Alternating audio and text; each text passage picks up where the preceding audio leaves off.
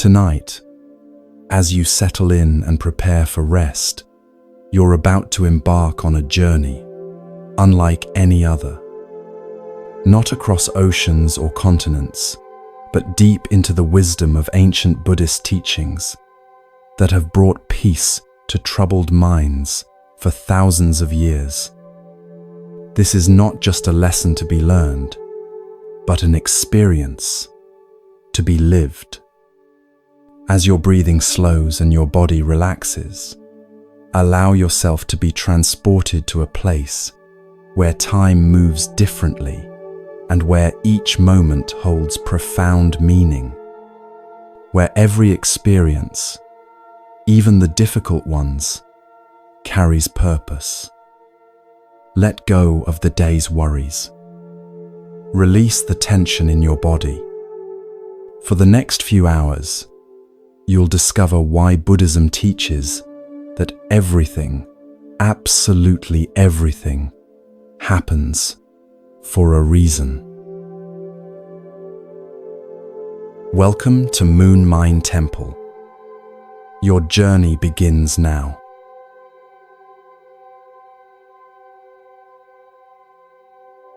You open your eyes at dawn in a small mountain monastery nestled among misty peaks.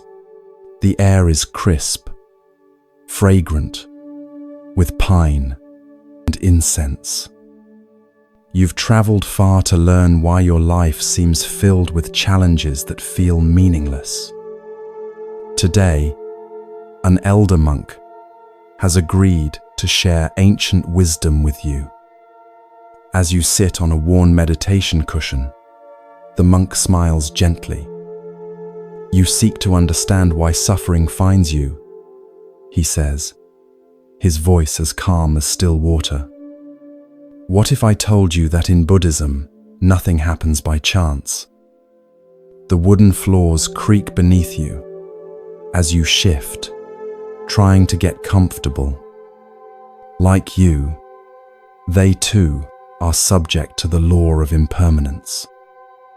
You notice how your breath creates small clouds in the cool morning air, appearing, then vanishing, just as everything in your life does. You think about the river you crossed to reach this place, how it never remains the same water from one moment to the next. Yet the river itself continues. The monk notices your gaze wandering toward the window.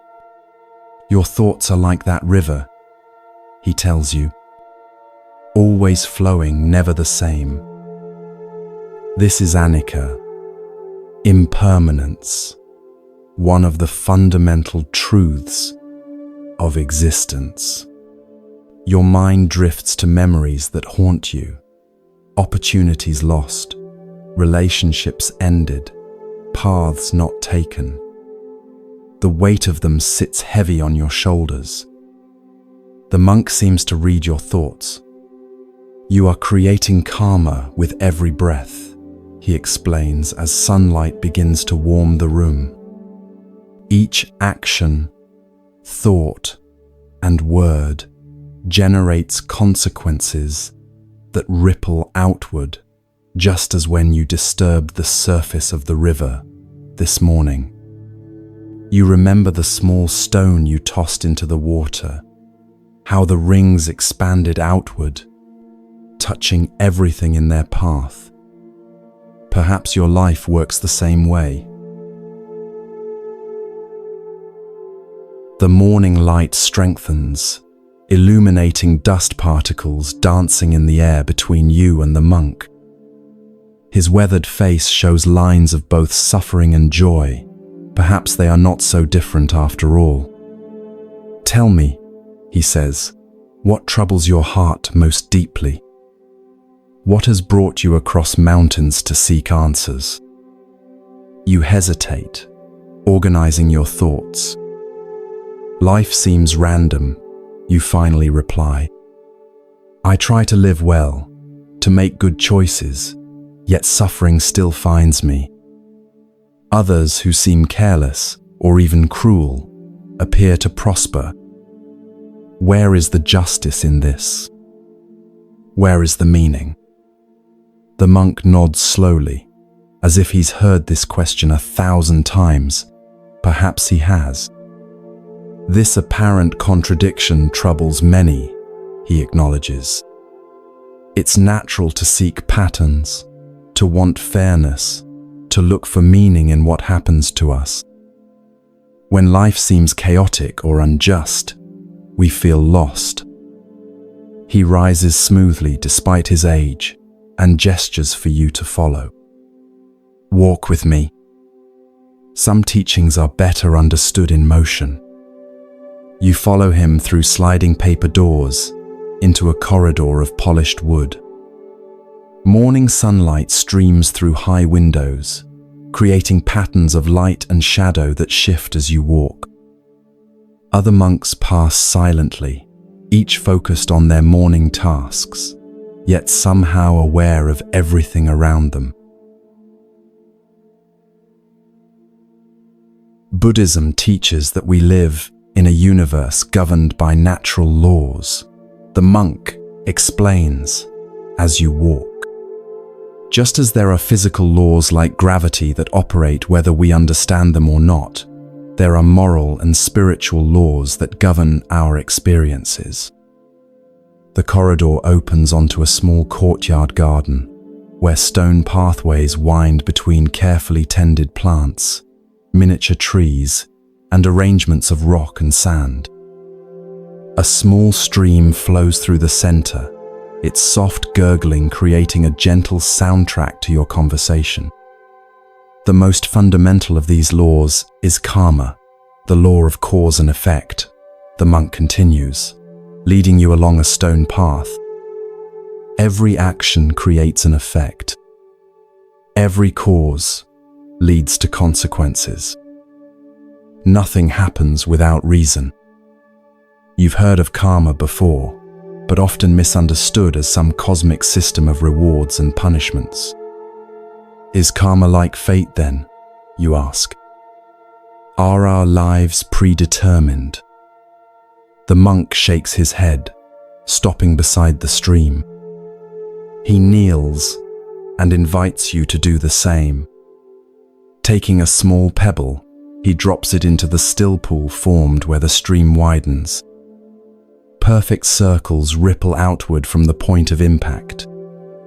Karma is not fate, he explains. It is the natural law of cause and effect. The pebble creates ripples not because the water is punishing or rewarding it, but because this is the natural consequence of the action. Our choices create ripples in the same way. He takes your hand and places another small stone in your palm. Drop this into the water and try to create square ripples instead of circular ones. You smile at the impossible request, but drop the stone anyway. Circular ripples spread across the water's surface, just as before.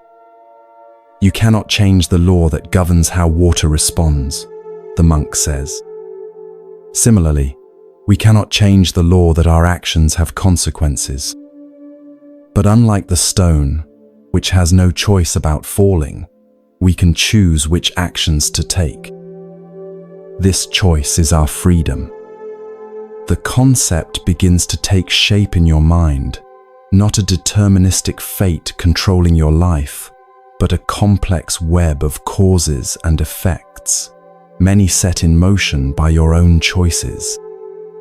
If karma is real, you ask, why don't we see immediate consequences for actions? Why do good people suffer while harmful people sometimes prosper? The monk rises again and leads you further along the path. Karma does not always ripen immediately, he explains. Some seeds sprout quickly, others take seasons to bear fruit. The web of causes and conditions is vast and complex, stretching across time in ways our limited perspective cannot fully perceive. You pass a garden section where young monks are carefully transplanting seedlings. Their hands move with deliberate gentleness, aware that how they treat these young plants now will affect their growth for seasons to come. Like these gardeners, the monk continues, we are constantly planting seeds through our actions, speech, and even our thoughts. Some will bear fruit quickly, others may take years or even lifetimes to mature. But nothing is lost in the cosmic accounting. This perspective shifts something in your understanding. Perhaps life's apparent randomness is simply the result of causes too distant or complex for you to trace with your limited view. Think of karma as planting in a garden where some plants mature in days, others in seasons, and some over many years, the monk explains. A gardener who plants many varieties might be surprised by what emerges each day, yet nothing grows that wasn't planted.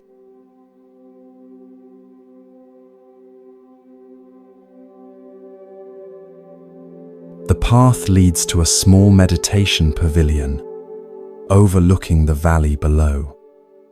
The monastery perches on the mountainside like a bird's nest, offering breathtaking views of the lands beyond. You sit together on a simple wooden bench, the world spread out at your feet. From here, we can see far, the monk observes.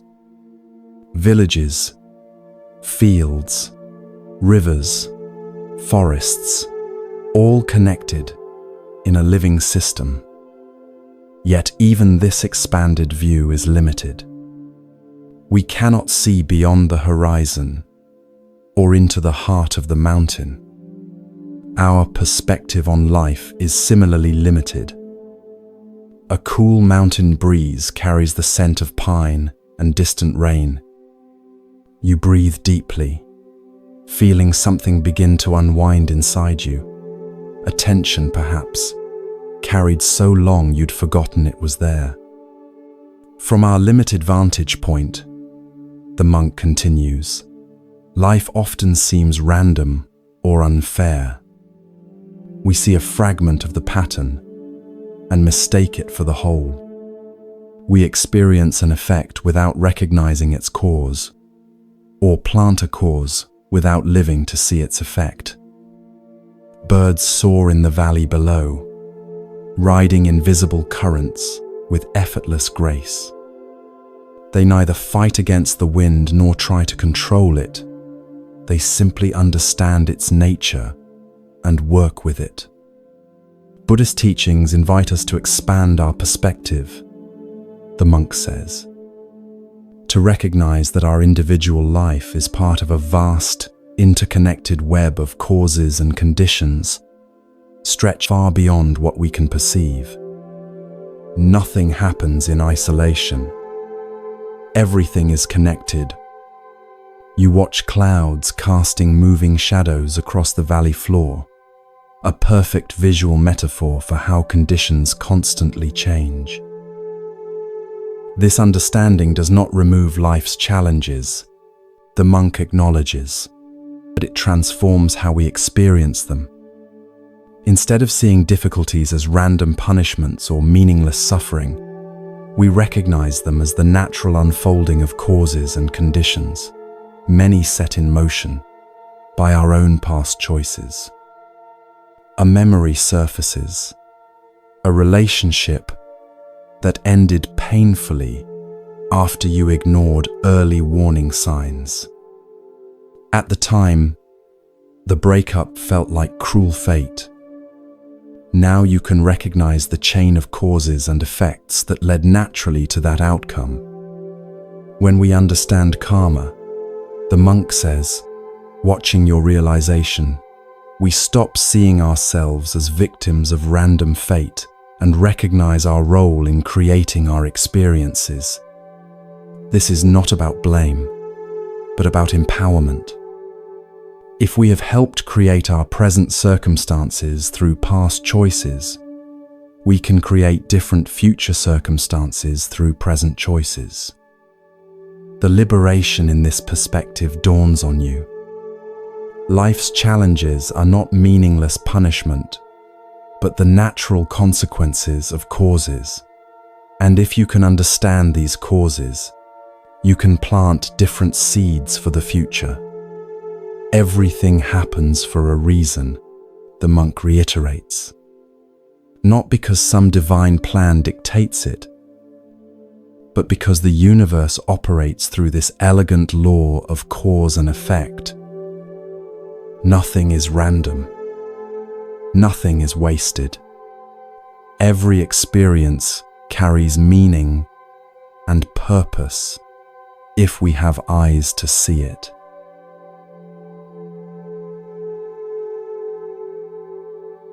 As midday approaches, the monastery bell rings, its clear tone resonating through the mountain air.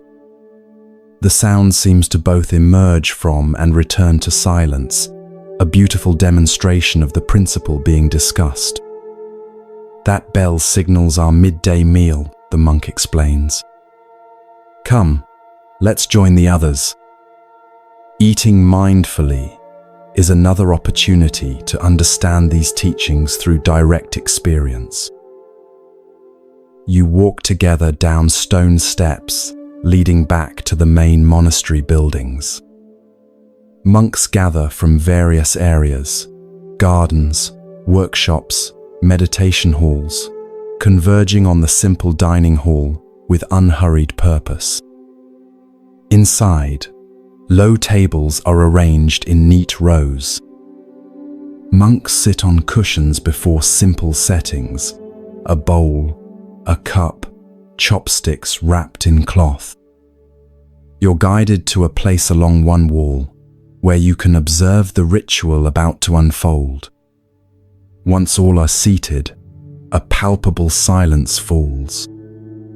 No one reaches for food, though steam rises temptingly from pots at the center of each table. The head monk recites a brief chant, which the others join, voices blending in practiced harmony. This chant expresses gratitude. Your teacher explains quietly when it concludes.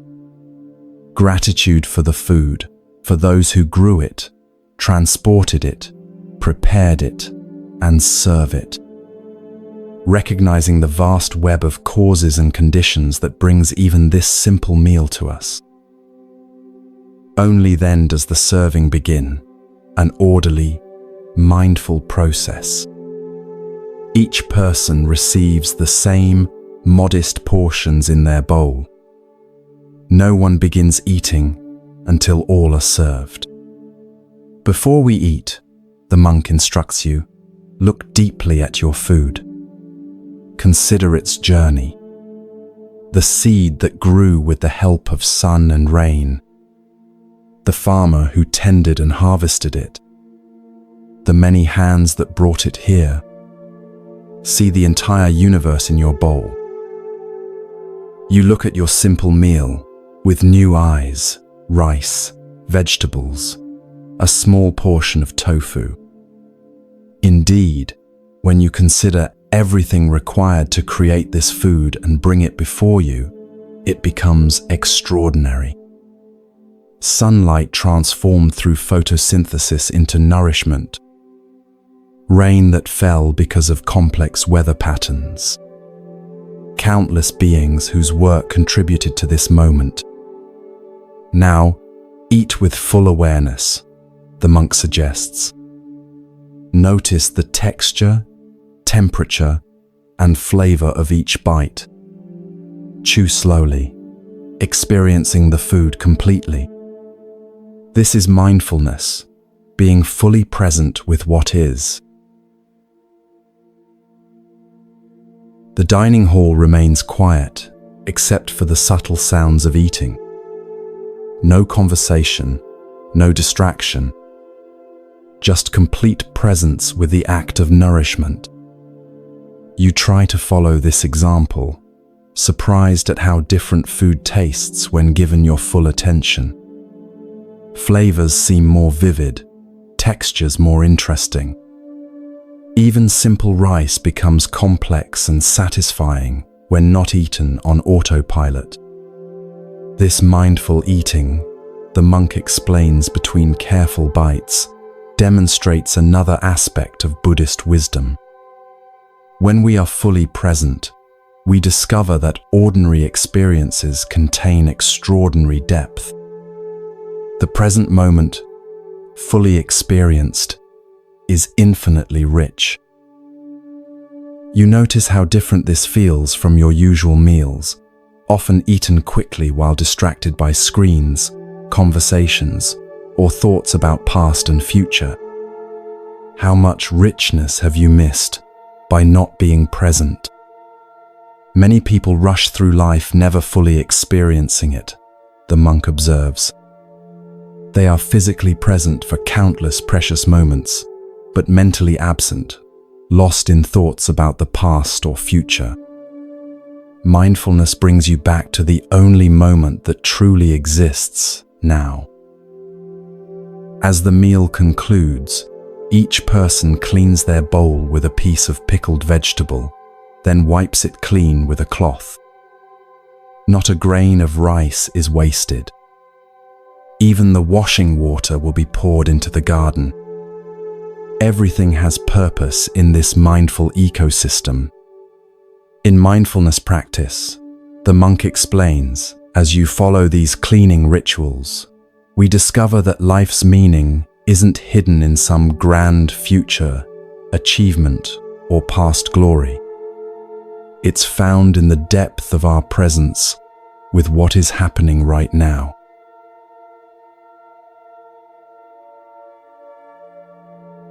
After the meal, while most monks return to their various duties, your teacher invites you to the meditation hall. Unlike the bustling activity of morning and mealtime, the large hall is nearly empty now, a peaceful space for afternoon practice. Meditation is central to understanding these teachings, the monk explains as you settle onto cushions facing one another. Not as an intellectual exercise, but as direct experience. Sunlight filters through paper windows, creating a soft, diffuse illumination. The hall smells of wood polish and subtle incense. Outside, birds call occasionally, but the primary sensation is one of profound stillness. Proper posture helps calm the mind, he instructs. Sit with your back straight, but not rigid, like a mountain, dignified and stable. Rest your hands in your lap or on your knees. Lower your gaze or close your eyes if that's more comfortable. You adjust your position following his guidance, surprised at how such simple adjustments create a feeling of alertness combined with ease. Now, bring your attention to your breath, he continues, his voice soft yet clear. Not controlling it, just observing the natural rhythm. Feel the sensations of breathing, the air moving through your nostrils, the rising and falling of your chest and abdomen. You follow these instructions, immediately noticing how difficult it is to keep attention on something so simple. Your mind wants to wander, planning future activities, replaying past conversations, analyzing, judging, daydreaming. The monk seems to read your thoughts. Each time you notice your mind has wandered, gently bring your attention back to your breath. This returning is the practice. Every time you notice distraction and come back, you're strengthening your mindfulness muscle. You practice for several minutes, repeatedly catching your mind wandering and returning to breath awareness. It's humbling to realize how rarely your mind stays where you direct it. The untrained mind is like a wild elephant, the monk explains. Powerful but uncontrolled, causing damage even when it means well. Meditation is how we gradually tame this elephant, training it to serve rather than control us. A fly buzzes near your ear, immediately capturing your attention. The monk smiles. Notice how easily distractions pull you away. This is normal. The mind naturally moves toward what's novel or potentially threatening. With practice, you'll develop the ability to acknowledge distractions without being captured by them. You return to your breath, now noticing subtle details, the slight pause between inhale and exhale, the cooling sensation of air entering your nostrils, the warming as it leaves. As concentration deepens, the monk says after some time, you begin to observe not just the breath, but the nature of experience itself. You notice how sensations, thoughts, and emotions arise, exist for a time, then pass away. Nothing stays fixed. Everything is in constant flux. This observation connects to your earlier discussions about impermanence. You can see it now in your own direct experience, how each breath, each thought, each sensation appears and disappears, like waves on the surface of a vast ocean. This direct perception of impermanence, the monk continues, is crucial to understanding why everything happens for a reason.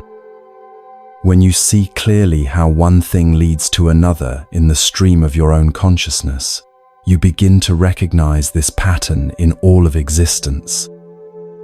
A thought arises. Perhaps your entire life follows this same pattern of causes and conditions flowing together, creating the present moment that will in turn condition what comes next. Exactly, the monk says, again, seeming to read your mind. Your life unfolds according to this same natural law. Each moment arises because of countless causes and conditions coming together. Nothing happens randomly. Everything has a reason, a set of causes that brought it into being. You sit with this understanding, feeling it settle not just as an intellectual concept, but as a felt reality. Your current situation, sitting in this monastery, seeking these teachings, didn't happen by chance, but resulted from countless prior choices, experiences, and conditions all flowing together to create this moment. As you continue meditating, the monk instructs, expand your awareness beyond the breath to include your body sensations, emotions, thoughts, and eventually the environment around you. Observe how all these aspects of experience arise and pass according to conditions. You practice this wider awareness, noticing the subtle interplay of experience, how a sound triggers a thought, which prompts an emotion, which creates a physical sensation, all flowing into one another, like tributary streams joining a river. This interconnected flow, the monk explains, is what Buddhists call dependent origination, the understanding that everything arises in dependence on multiple causes and conditions. Nothing exists independently. Nothing happens without reason.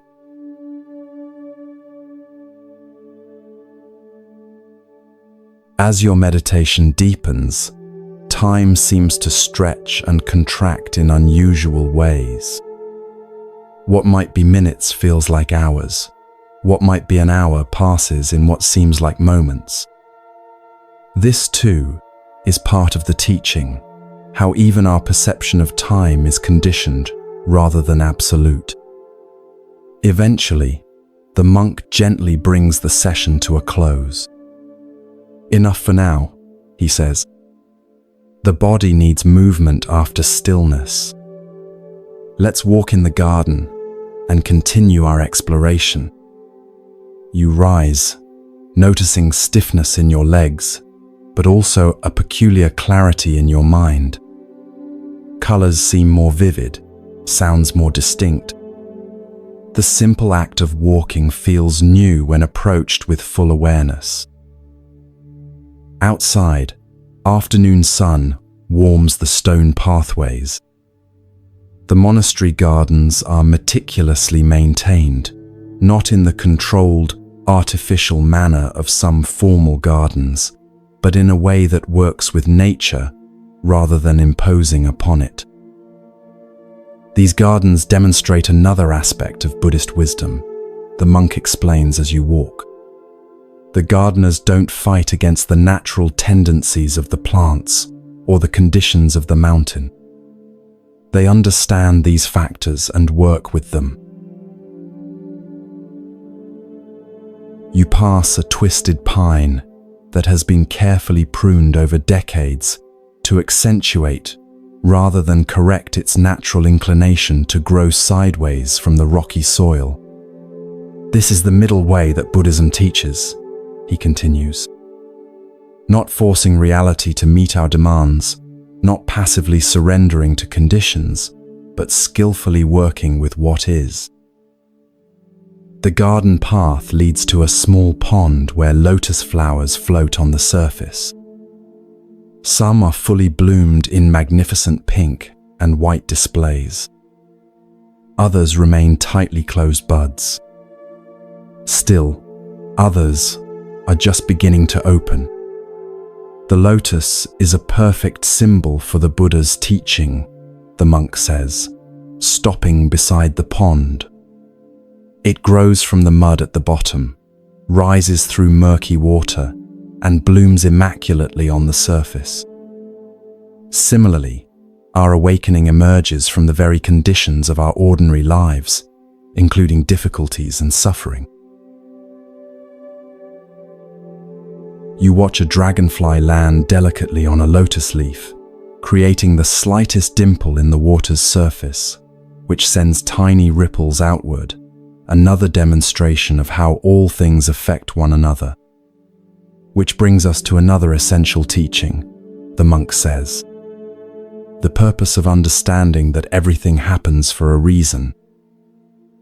He finds a bench nearby where you both sit, overlooking the pond. The afternoon light has that golden quality that photographers call the magic hour, casting everything in a warm glow.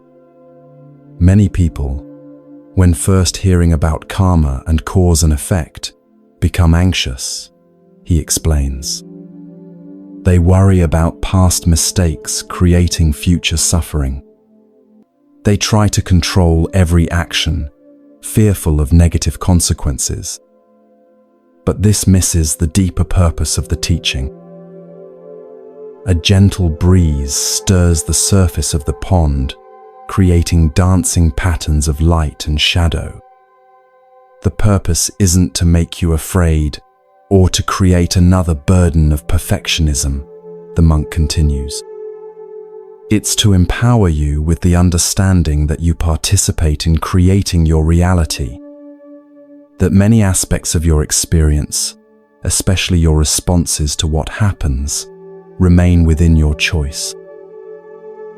You consider this perspective, not karma as cosmic punishment, but as a natural law that, once understood, can be worked with skillfully. When difficulties arise, and they will, this understanding helps you respond with greater wisdom, he explains. Instead of asking, why me? Or, how can I escape this? You can ask, what can I learn from this? And how can I respond in a way that creates more positive conditions moving forward? You think about challenges in your own life and how different they might appear when viewed not as random misfortunes but as the natural consequences of causes and conditions, many of which you participated in creating. This doesn't mean blaming yourself for suffering, the monk emphasizes. noting your thoughtful expression. Self-blame is just another form of ego, grasping.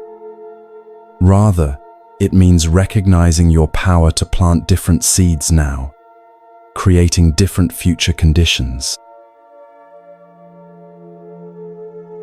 A frog jumps from the bank into the pond with a small splash, disappearing beneath the surface. Circles ripple outward from the point of entry, gradually expanding to touch all parts of the pond. See how that small action affects the entire pond, the monk observes. Your actions, too, create ripples far beyond what you can immediately observe. Understanding this inspires greater mindfulness about the seeds you plant through your choices.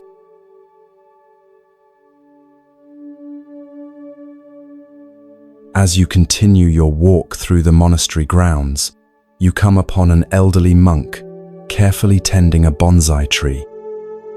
His gnarled hands, marked by decades of work, move with surprising delicacy around the miniature pine.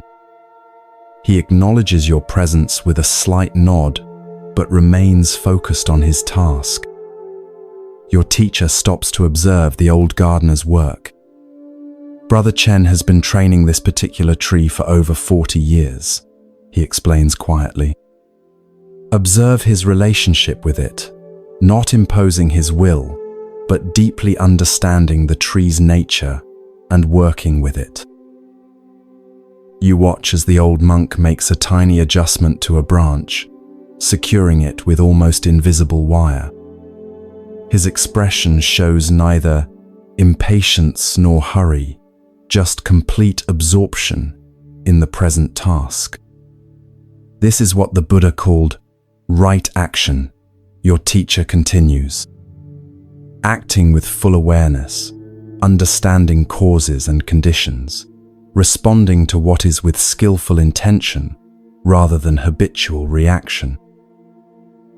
The elderly monk finishes his adjustment and steps back, studying the tree from different angles before nodding with subtle satisfaction. He notices your interest and beckons you closer. "Would you like to try?" he asks, his voice surprisingly strong despite his age. He offers you a pair of small scissors for precise trimming. You hesitate, afraid of damaging something that has been cultivated for decades. "I don't know how," you admit. The old monk smiles. "No one does at first. We learn by doing, by making mistakes, by trying again. This too is the way of life. With trepidation, you accept the scissors. The bonsai master points to a small shoot growing from the trunk. This one needs to be removed. It disrupts the tree's balance. You carefully position the scissors around the tiny shoot, conscious of both monks watching you. With a small snip, the shoot is removed. The old monk nods approvingly. "Good. You removed it cleanly, without damaging the bark. The tree will heal well." He takes back the scissors and bows slightly before returning to his work. As you walk away, your teacher explains, "That small interaction contains much wisdom.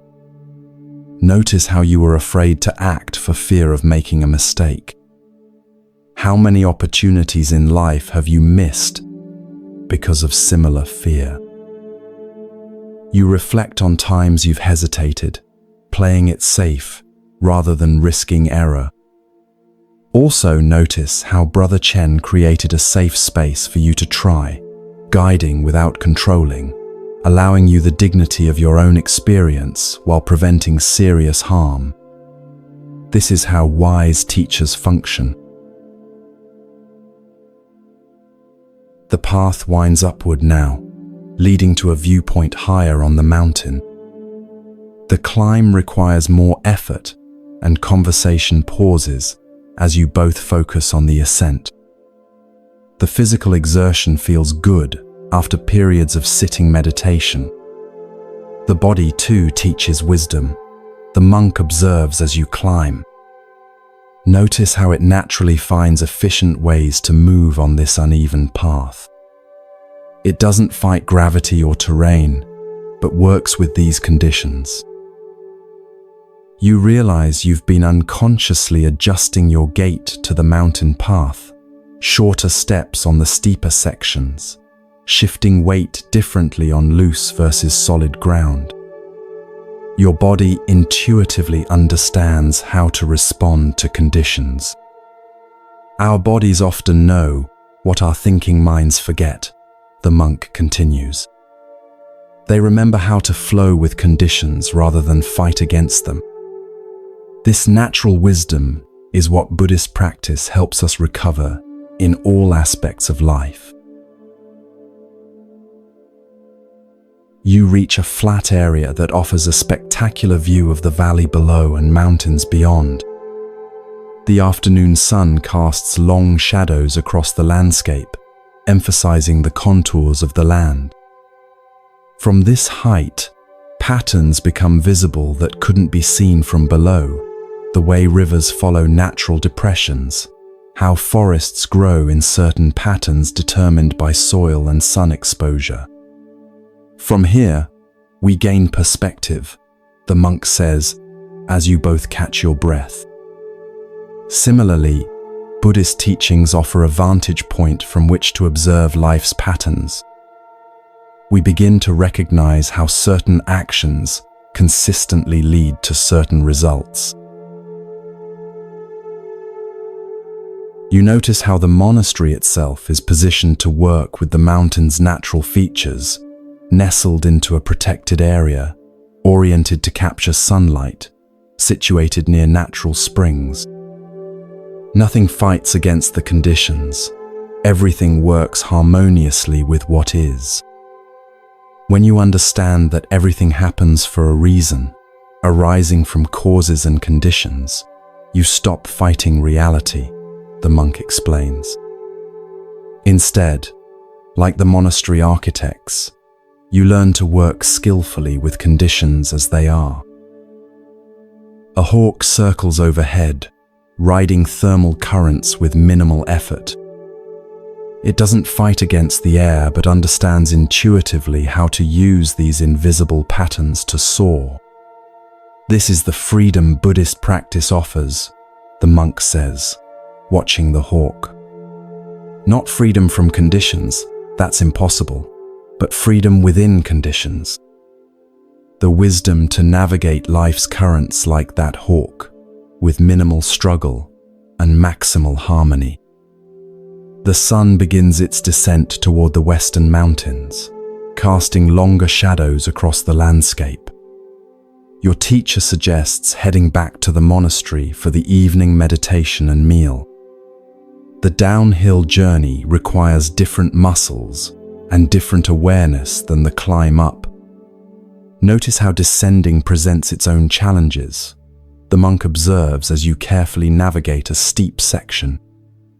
In life too, success and achievement can sometimes be as challenging to navigate skillfully as difficulty and struggle.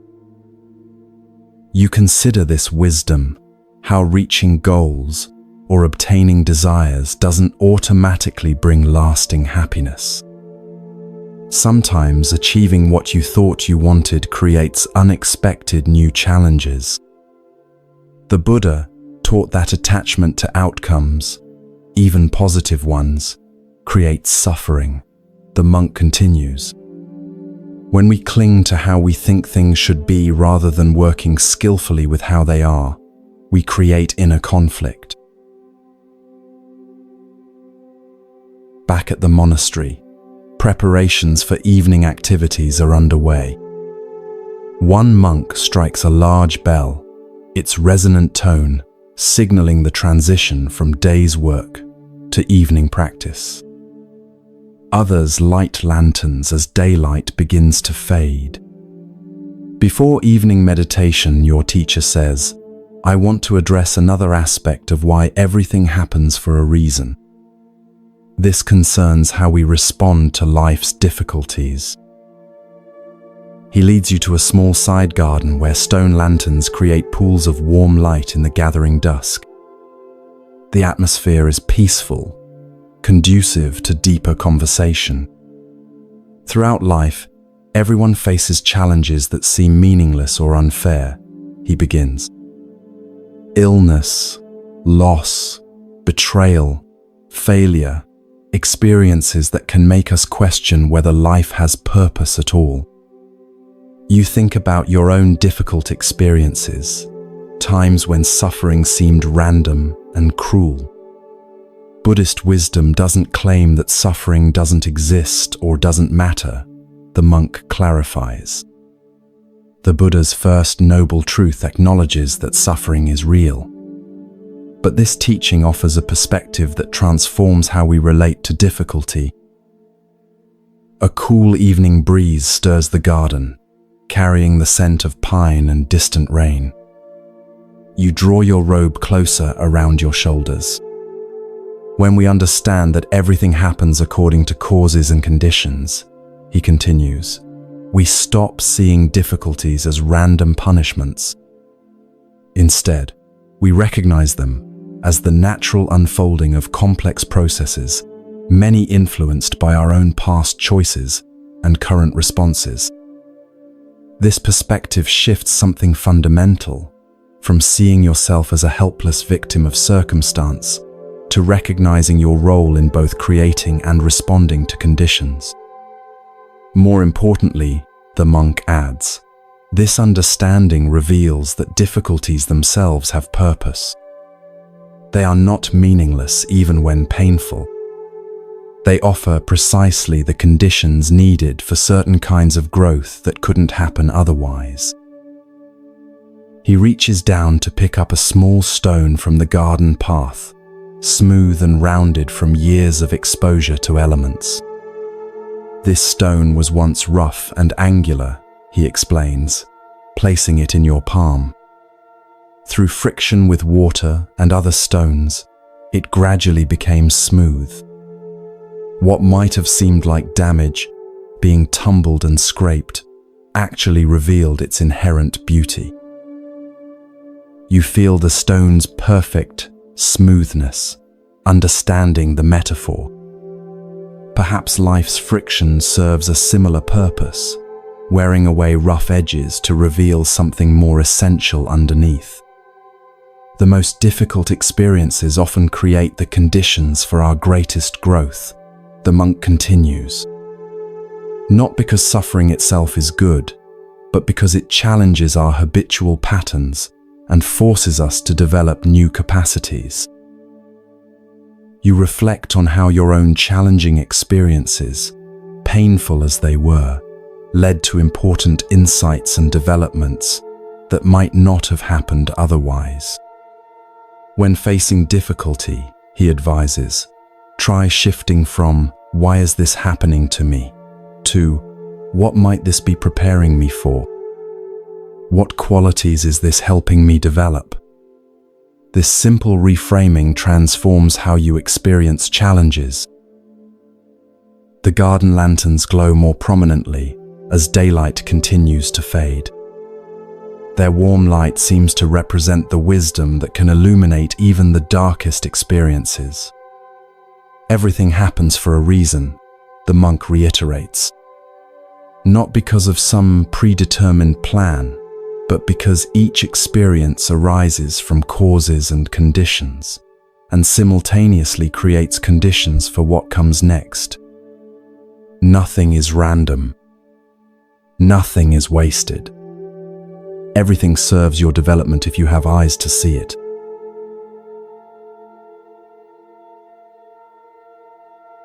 The monastery bell rings again, signaling the evening meditation session. You follow your teacher to the main hall where monks gather, taking their places on cushions arranged in neat rows. Candles and incense create an atmosphere conducive to inner exploration. For this evening practice, the monk explains quietly as you settle onto your cushion. We'll focus on cultivating equanimity, the quality of mind that remains balanced regardless of whether experiences are pleasant, unpleasant, or neutral. You adjust your posture, finding the now familiar balance between alertness and relaxation. The day's conversations and experiences have prepared you for deeper practice. Begin by bringing awareness to your breath, the monk instructs. Allow your breathing to find its natural rhythm without forcing or controlling. Simply observe the sensations of breathing with gentle attention. Around you, the other monks sit in perfect stillness, their collective presence creating a palpable field of concentrated awareness. You close your eyes, tuning into your breath as instructed. As your mind settles, the teacher continues in a soft voice that somehow carries throughout the hall. Expand your awareness to include sensations in your body. Notice areas of comfort or discomfort without trying to change them. Simply be aware. You scan your body, noticing various sensations: pressure where you contact the cushion, a slight ache in your lower back, warmth in your hands, coolness on your face. Each sensation simply is what it is, neither good nor bad in itself. Now notice your emotional state, the monk guides. Are you feeling calm, anxious, peaceful, impatient? Whatever emotions are present, allow them to be without judgment or resistance. You discover a mixture of feelings, interest in these new teachings, a lingering uneasiness about problems back home, appreciation for this unusual opportunity. The instruction to observe without judgment helps you see these emotions as passing experiences rather than defining realities.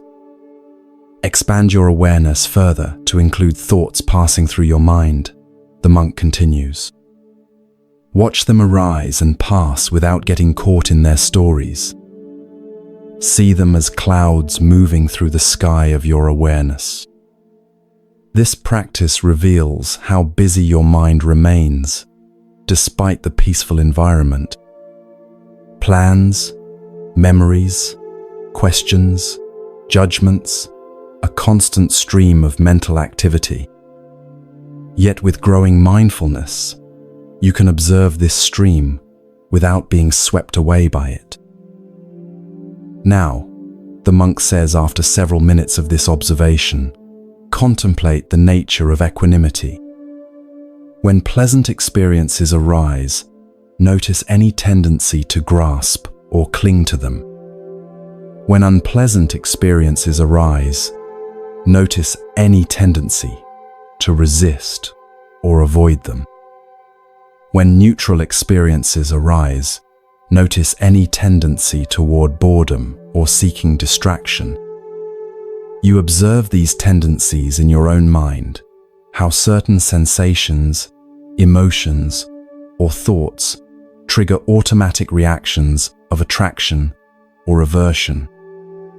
Equanimity is the balance that comes from understanding that all experiences, pleasant, unpleasant, or neutral, arise according to conditions and will pass away according to conditions, the monk explains.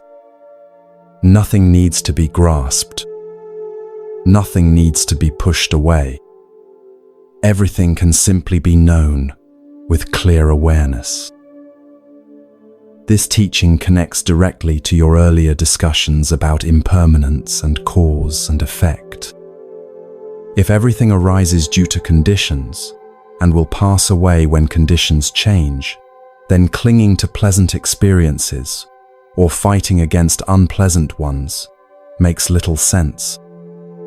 When we truly understand that everything happens for a reason, the monk continues, equanimity develops naturally.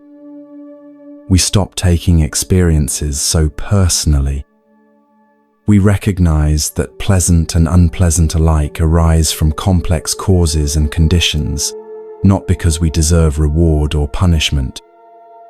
This perspective offers a profound freedom from the exhausting cycle of craving pleasant experiences and avoiding unpleasant ones.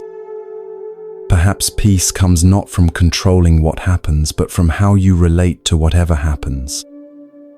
As we sit in these final minutes, the monk instructs, practice meeting each arising experience, whether sensation, emotion, or thought, with this balanced awareness. Not preferring, not rejecting, just knowing with clarity. The hall falls silent, except for the occasional sounds of breathing and distant temple bells. You practice as instructed, watching the parade of sensations, emotions, and thoughts with growing equanimity. When pleasant experiences arise, you observe without clinging. When unpleasant experiences arise, you observe without rejecting. When neutral experiences arise, you observe without seeking distraction. Something subtle shifts in your awareness, a spaciousness that wasn't there before. It's as if you're watching the weather of your inner experience without being stormed upon by it. This doesn't remove the experiences themselves, but transforms your relationship to them. After what might be minutes or might be much longer, time seems fluid in deep meditation. A small bell rings 3 times, signaling the end of the formal practice. The monk's voice returns, gentle yet clear. As we conclude this evening meditation, recognize that the awareness you've cultivated is always available to you. In every circumstance, pleasant or difficult, you can access this equanimity, this understanding that all experiences arise from causes and conditions and will pass according to their nature. You open your eyes slowly, the meditation hall coming back into focus. Candles flicker, creating dancing shadows on the walls. Other monks begin to stir, some stretching subtly after the period of stillness. Carry this practice into your evening activities, the monk suggests. Notice how experiences continue to arise and pass according to conditions. Notice your habitual reactions of grasping and rejecting. See if you can maintain this balanced awareness through changing circumstances.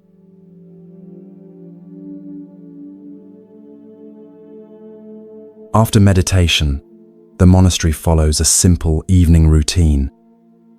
A light meal is served in the same mindful manner as lunch. Afterward, some monks gather in small groups for quiet conversation, while others retire to their quarters for study or rest. Your teacher invites you to join him for tea in a small room overlooking the monastery garden. Lanterns illuminate the pathways below where a few monks still move about, completing evening tasks. The tea is served simply, just hot water poured over green leaves in small, unadorned cups. No sugar, no milk, nothing to mask the natural flavor. The monk encourages you to approach this ordinary activity with the same mindfulness practiced in meditation. Receive the cup with both hands, he demonstrates. Feel its warmth. Notice the aroma rising with the steam. Observe the color of the liquid. Take a small sip, experiencing the taste fully before swallowing. You follow his guidance, surprised by how much sensory information is available in this simple act when given full attention. The tea's subtle bitterness, its grassy notes, the way the warmth spreads through your mouth and throat, experiences usually missed when drinking automatically. Most people move through life missing its richness, the monk observes. They eat without tasting, look without seeing, listen without hearing. Their minds are always elsewhere, reviewing the past or anticipating the future. They miss the only moment that truly exists, now. You consider how often you've been physically present but mentally absent in your own life, missing countless moments because your attention was scattered. This mindfulness practice, he continues, is essential to understanding why everything happens for a reason. When we're not present, we miss the subtle connections between causes and effects. We plant seeds without awareness, then are surprised by what grows. The simple room, illuminated by a single lantern, creates an atmosphere of intimacy conducive to deeper conversation. Outside, night has fully descended. Stars appear in the clear mountain sky, visible through the open window. Before you rest tonight, the monk says, I want to address a common misunderstanding about Buddhist teachings on cause and effect. He takes another sip of tea, giving you time to settle into this new topic. Many people, upon hearing that everything happens for a reason according to karma, conclude that victims of misfortune must have done something to deserve their suffering. This is a grave misunderstanding that creates additional harm. His eyes meet yours with particular intensity. This point clearly matters to him deeply. The law of karma is not about deserving or not deserving, he clarifies. It's about understanding how causes lead to effects through natural processes. A child born into poverty or someone suffering from illness hasn't done anything to deserve this situation in a moral sense. You feel relief at this clarification, having wondered about this troubling implication. These conditions arise from countless causes stretching back through time, most beyond any individual's control or choice. Understanding karma should lead to greater compassion for those facing difficulty, not judgment or dismissal of their suffering. The monk pours a little more tea into your cup. The simple gesture feels like a metaphor for how one action naturally flows into another. True understanding of cause and effect recognizes our profound interconnection, he continues. No one exists in isolation. Your actions affect others, their actions affect you. We are all contributing to the conditions each person experiences. This perspective shifts the focus from individual blame to collective responsibility, recognizing how social systems, cultural patterns, and shared environments shape individual experiences. When we see someone suffering, the monk says, the appropriate response is not, they must have created this karma, but rather, how can I contribute to more positive conditions for this person now? You think about people in your own life facing challenges, how this understanding might transform your response from judgment to compassionate action. This teaching that everything happens for a reason is not meant to explain away suffering or justify injustice, the monk emphasizes. It's meant to empower us to create more skillful causes for everyone's benefit. The tea has cooled now, revealing different subtle flavors than when hot. Even this simple experience demonstrates impermanence and changing conditions. As you integrate these teachings, the monk advises, use them to increase compassion, not judgment. Use them to take greater responsibility for your choices, not to dismiss the struggles of others. Use them to create positive conditions moving forward, not to dwell on regrets about the past. Outside, the monastery is growing quieter as monks complete evening routines and prepare for rest. The rhythmic sound of a wooden fish being struck signals the final activities of the day. Tomorrow we will explore more aspects of these teachings, the monk says, finishing his tea. For now, rest and allow what we've discussed to settle into your understanding.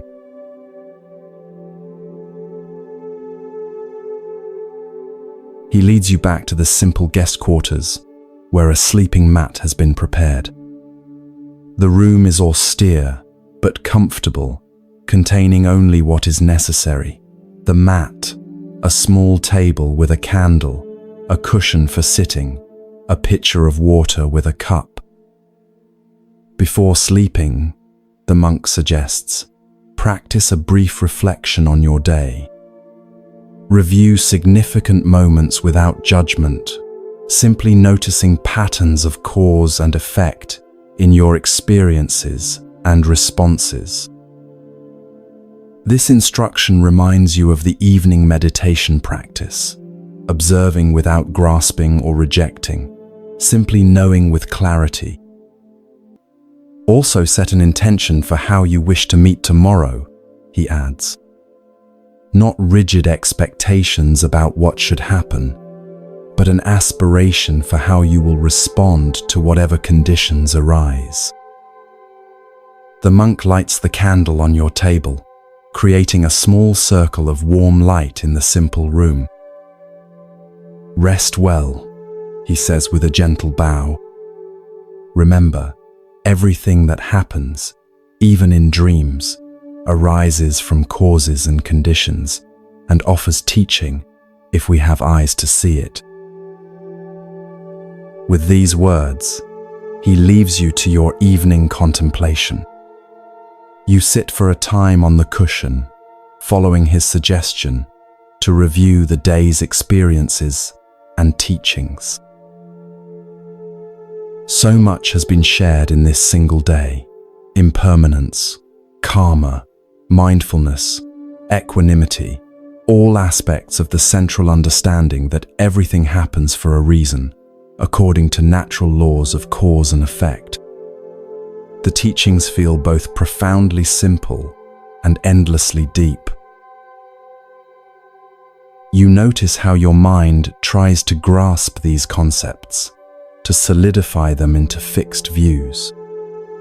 Even this grasping is an instructive demonstration of what the Buddha identified as the cause of suffering, the mind's tendency to cling to ideas, experiences, and outcomes, rather than flowing with the natural unfolding of conditions.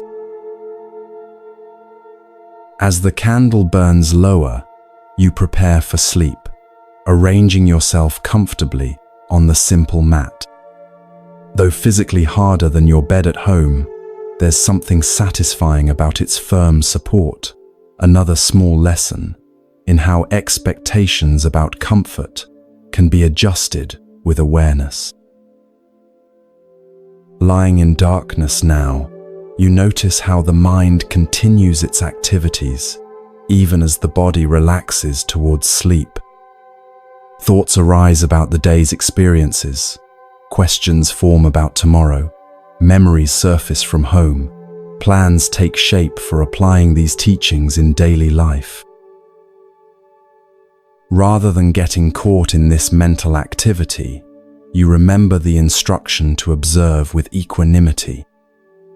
Each thought is just another passing condition, arising according to causes, existing temporarily, then dissolving to make way for the next experience. As your awareness begins to shift towards sleep, the boundary between conscious thought and dreaming grows more permeable. In this liminal space, the day's teachings continue to work within you, rearranging your understanding beyond conscious effort.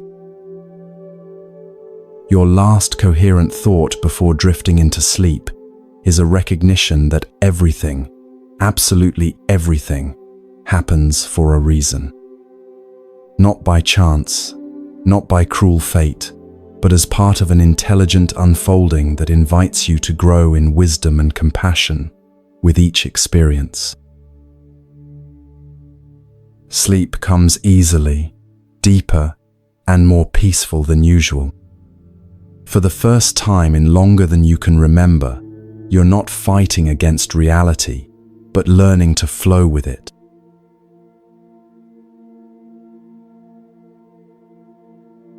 Morning arrives with the gentle sound of temple bells and the first light of dawn filtering through paper windows. For a moment upon waking, you're disoriented. The unfamiliar room, the firm sleeping mat, the quality of light different from home.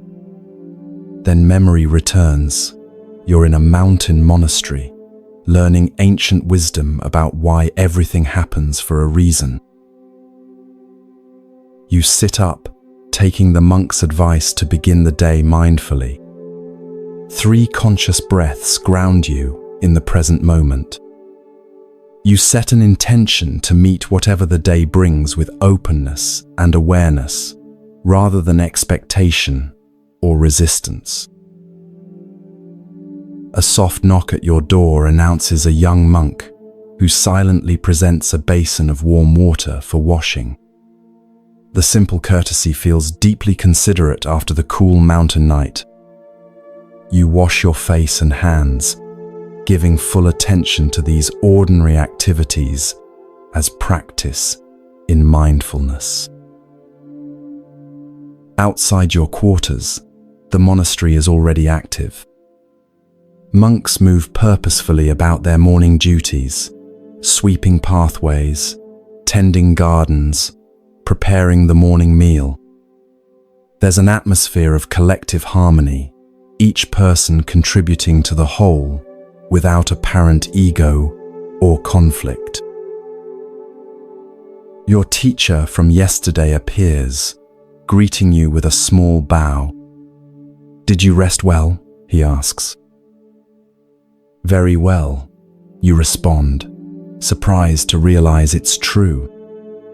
Despite the strange surroundings and simple accommodations, you feel remarkably rested. Good. The quiet mind sleeps deeply. He observes. Today we will continue exploring why everything happens for a reason, focusing on how this understanding transforms our response to life's more challenging aspects. The morning follows the monastery's established rhythm: meditation, a simple breakfast eaten mindfully, brief periods of work contributing to the community. These activities aren't interruptions to the teaching, but integral parts of it, opportunities to practice presence and mindfulness in ordinary actions. By mid-morning, you join your teacher in the same garden where you began yesterday's exploration. The day is clear and cool, the rising sun warming the stone bench where you sit. Yesterday we discussed how everything arises from causes and conditions. The monk begins. Today, I want to explore how this understanding helps us work with one of life's greatest challenges: suffering. A butterfly passes between you, its delicate wings catching the sunlight. Its brief visitation seems to perfectly illustrate the transient nature of all phenomena. The Buddha's central teaching addressed suffering directly. The monk continues. He didn't promise to eliminate life's difficulties, but he offered a path to transform our relationship with them. This path begins with understanding why suffering occurs. You think about your own experiences of suffering, from minor irritations to profound losses, and the various ways you've tried to escape or overcome them, often without lasting success. Most people respond to suffering in one of 3 ways, the monk explains. They try to escape it through distraction or denial. They fight against it, creating additional suffering through resistance. Or they resign themselves to it, falling into helplessness or despair. These patterns sound familiar.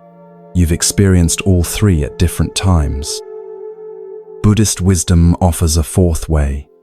He continues, we learn to meet suffering with clear awareness, understanding its causes and conditions, responding with wisdom rather than reaction. A memory surfaces, a painful relationship breakup you experienced years ago. You recall cycling through exactly these responses, trying to numb the pain through distractions, fighting against reality by attempting to win the person back, eventually sinking into temporary despair when these efforts failed. Consider a difficult experience from your own life, the monk suggests, seemingly reading your thoughts again. Notice how suffering arose not just from the situation itself, but from how you related to it. You reflect on that relationship ending. The initial event was painful, certainly, but you can now see how much additional suffering came from your resistance, demanding reality be different than it was, taking the situation personally, as if the universe were punishing you specifically, creating elaborate stories about what the experience meant about your worth or future. When we understand that everything happens for a reason according to causes and conditions, the monk explains, we stop taking difficulties so personally. We recognize that painful situations arise not to punish us, but as the natural unfolding of complex processes, many beyond anyone's conscious control. This perspective offers a curious freedom, not from the pain itself, but from the additional layers of suffering created by resistance, personalization, and elaborate meaning-making. This doesn't mean we become passive or indifferent, the monk clarifies, perhaps noticing a question forming in your mind. Understanding causes and conditions actually empowers us to respond more effectively. Instead of wasting energy fighting against what has already happened, we can focus on creating more skillful conditions moving forward. The sun has risen higher now, its warmth more pronounced on your face and hands. Even this simple sensation demonstrates the teaching. Conditions constantly change, creating new experiences moment by moment. Let me share a story that illustrates this approach to suffering, the monk says, settling more comfortably on the stone bench. It concerns a farmer whose experience demonstrates the wisdom of meeting life's events with equanimity rather than rapid judgment. You prepare to listen, sensing that stories sometimes convey wisdom more effectively than abstract explanations.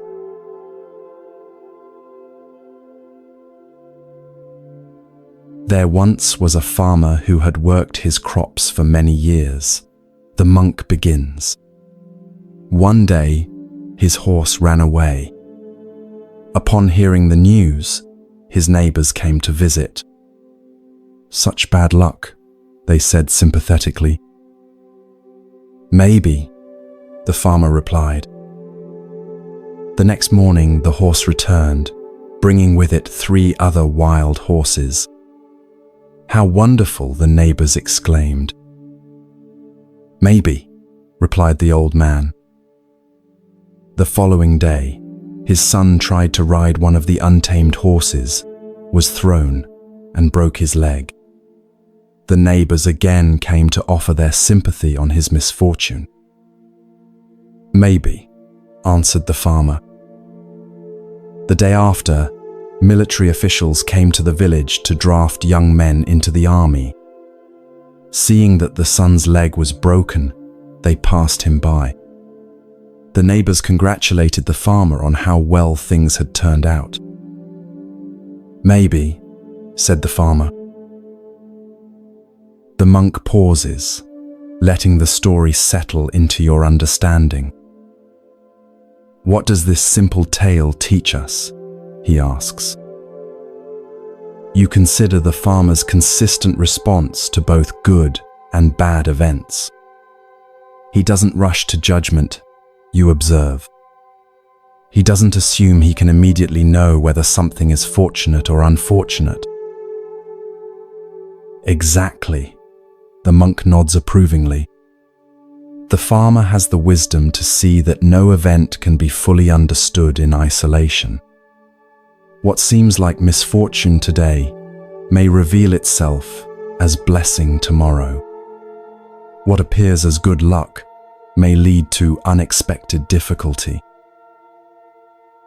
This perspective challenges your habitual thinking.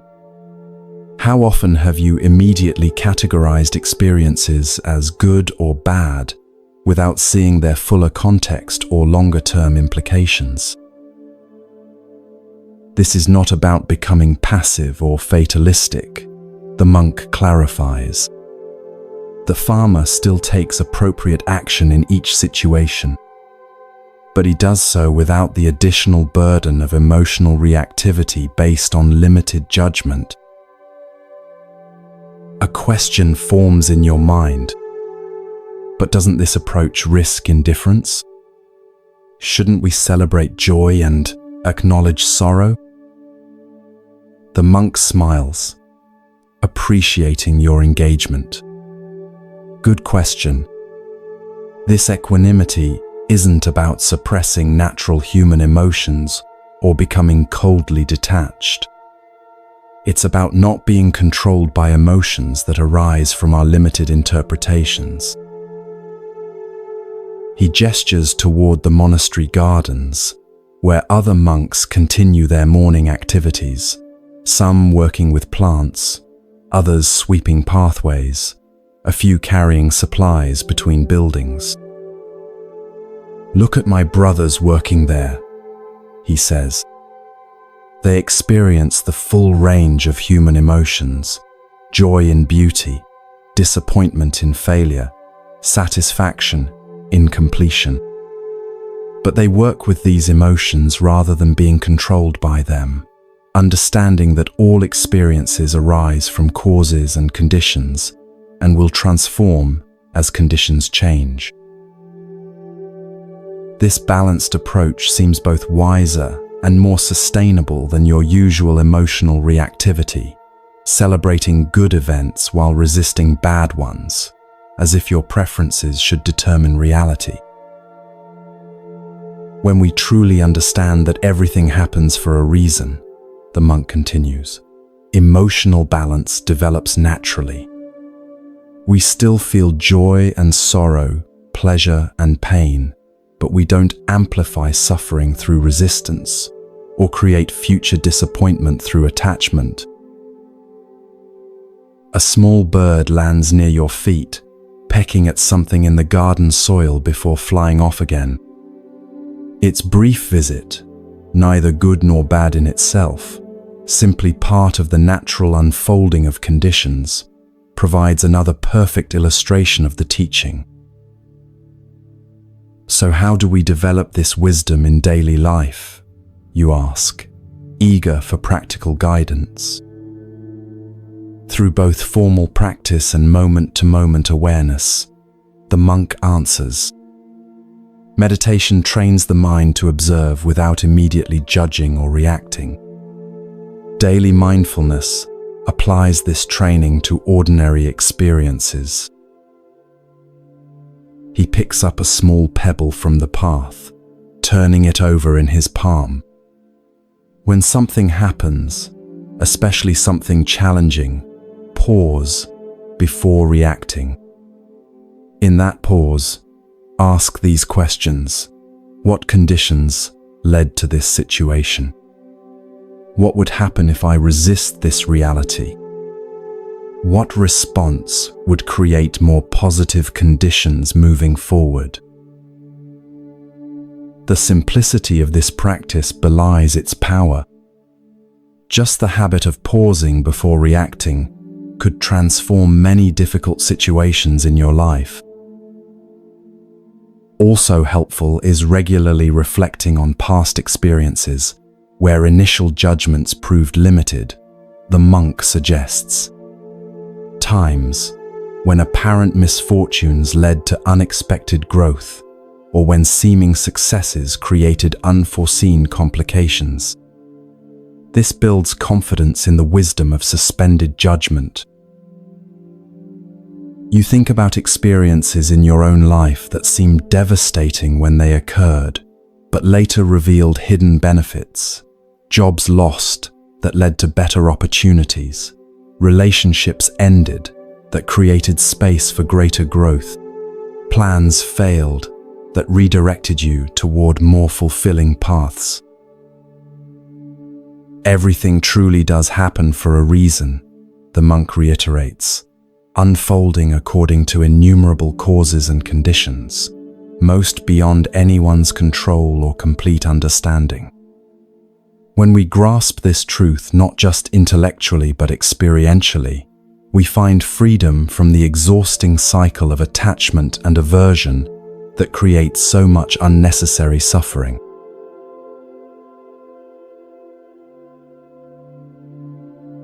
As midday approaches, clouds begin gathering over the distant mountains, suggesting afternoon rain might be coming.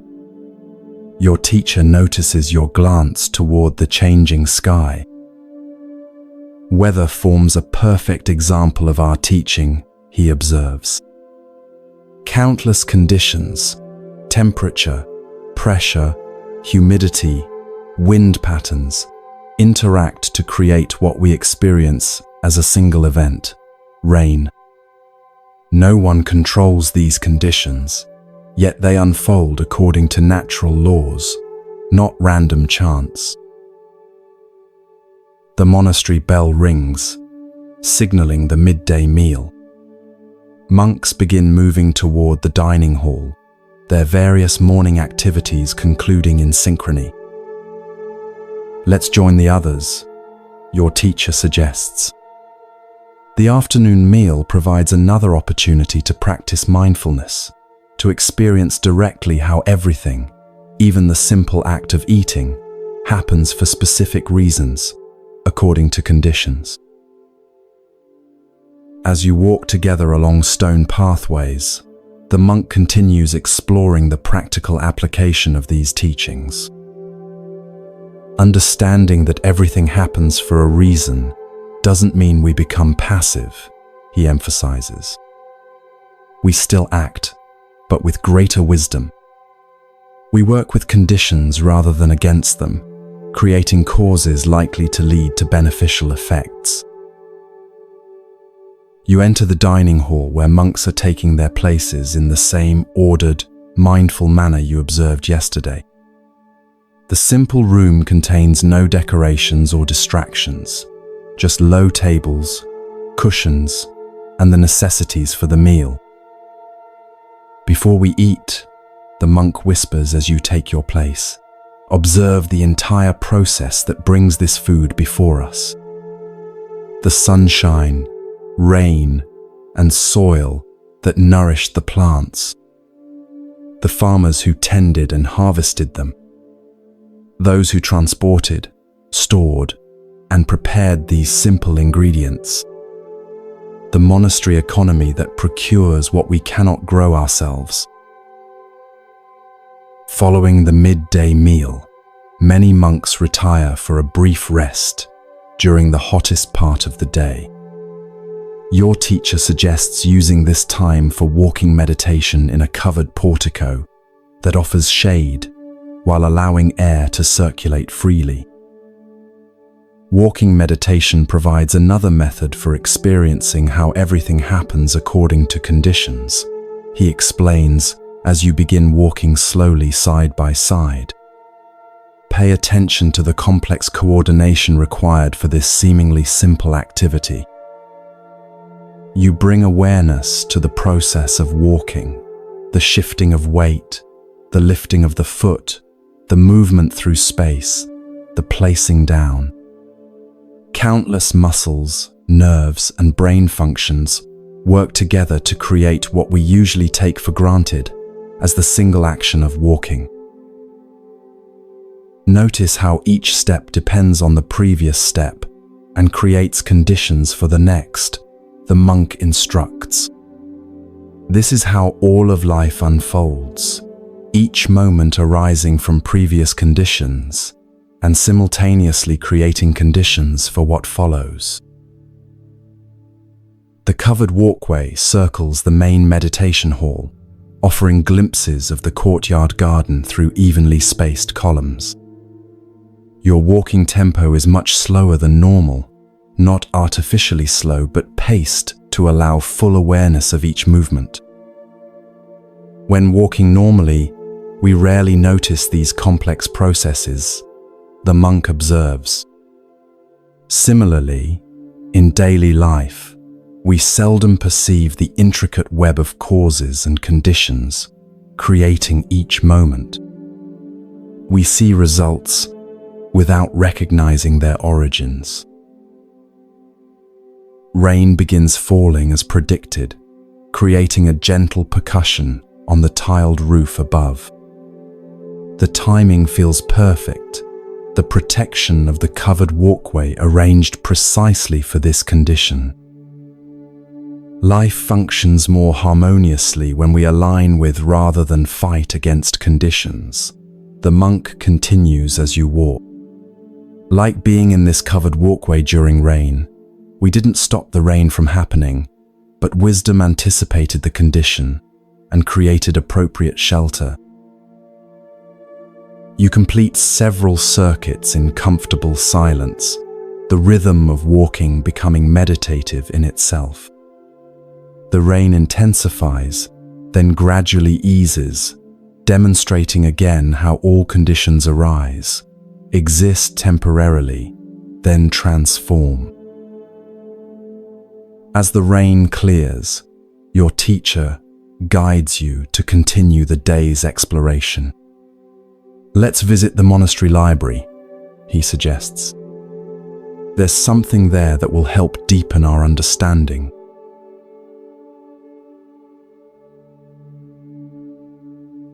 The library occupies a quiet corner of the monastery complex, a long room with high windows that allow natural light to illuminate ancient texts without the damaging effects of direct sunlight.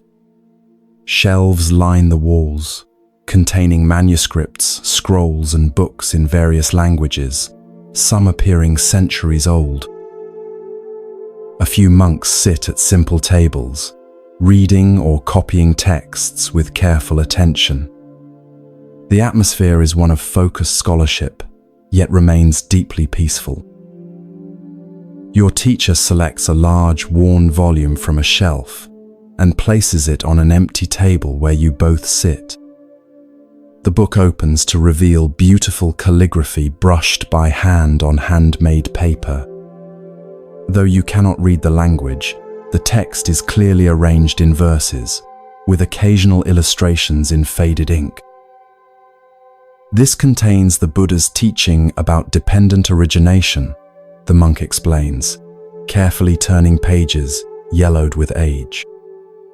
It expresses in detail why everything happens for a reason, how all phenomena arise, exist, and cease in dependence upon conditions.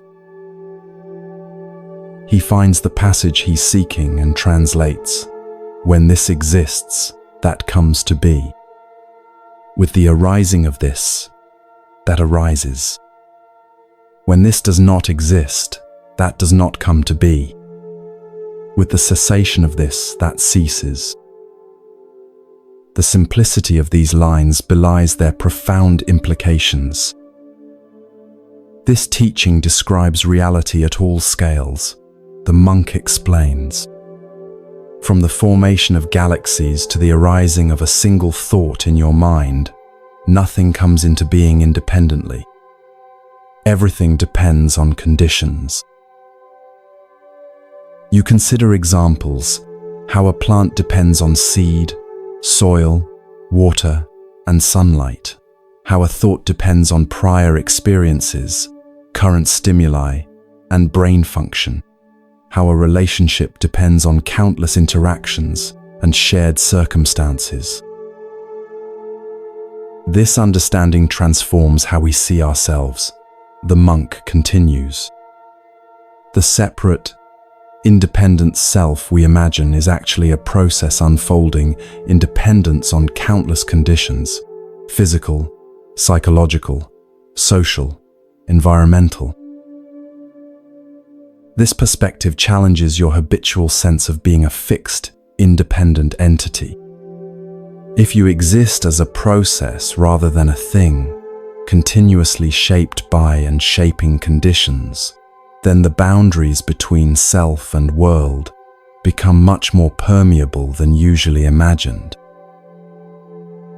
When we recognize that we too happen for reasons according to conditions, the monk explains, we hold our identity more lightly. We stop taking experiences so personally. We understand our thoughts, emotions, and reactions as conditioned processes rather than defining truths. The library's peaceful atmosphere seems to support this contemplation. The quiet rustle of turning pages, the gentle movements of monks absorbed in study, the gradually shifting patterns of light as afternoon progresses. This understanding of dependent origination reveals why everything happens for a reason in the deepest sense. The monk continues.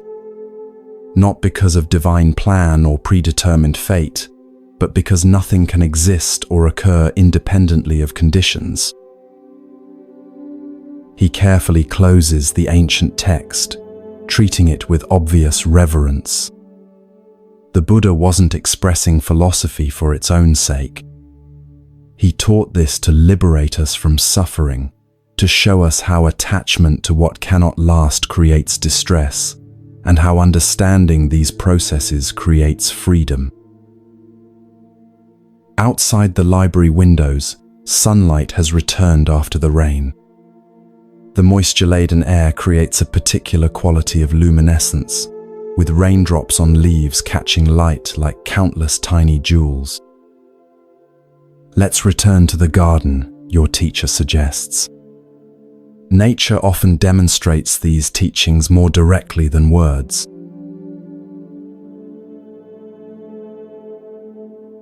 In Buddhism, we use the image of Indra's net to illustrate the interconnectedness of all things, the monk explains. Imagine a vast net extending infinitely in all directions. At each intersection of threads hangs a perfect jewel that reflects all other jewels in the net. Each jewel contains the reflection of all other jewels, and each of those reflections contains all other reflections, infinitely. This beautiful metaphor helps you visualize the teaching of interdependence, how everything exists in relationship to everything else, with no truly separate, independent phenomena. This understanding of interconnection is essential to grasping why everything happens for a reason. The monk continues. Your actions affect others. Their actions affect you. Environmental conditions affect social systems. Social systems affect environmental conditions. Nothing exists or happens in isolation. The path leads to a small pond that has overflowed slightly from the rain. Water lilies float on its surface, drops of rain still visible on their perfectly water-repellent leaves. A frog rests partially submerged at the edge, its presence creating tiny ripples that spread across the water.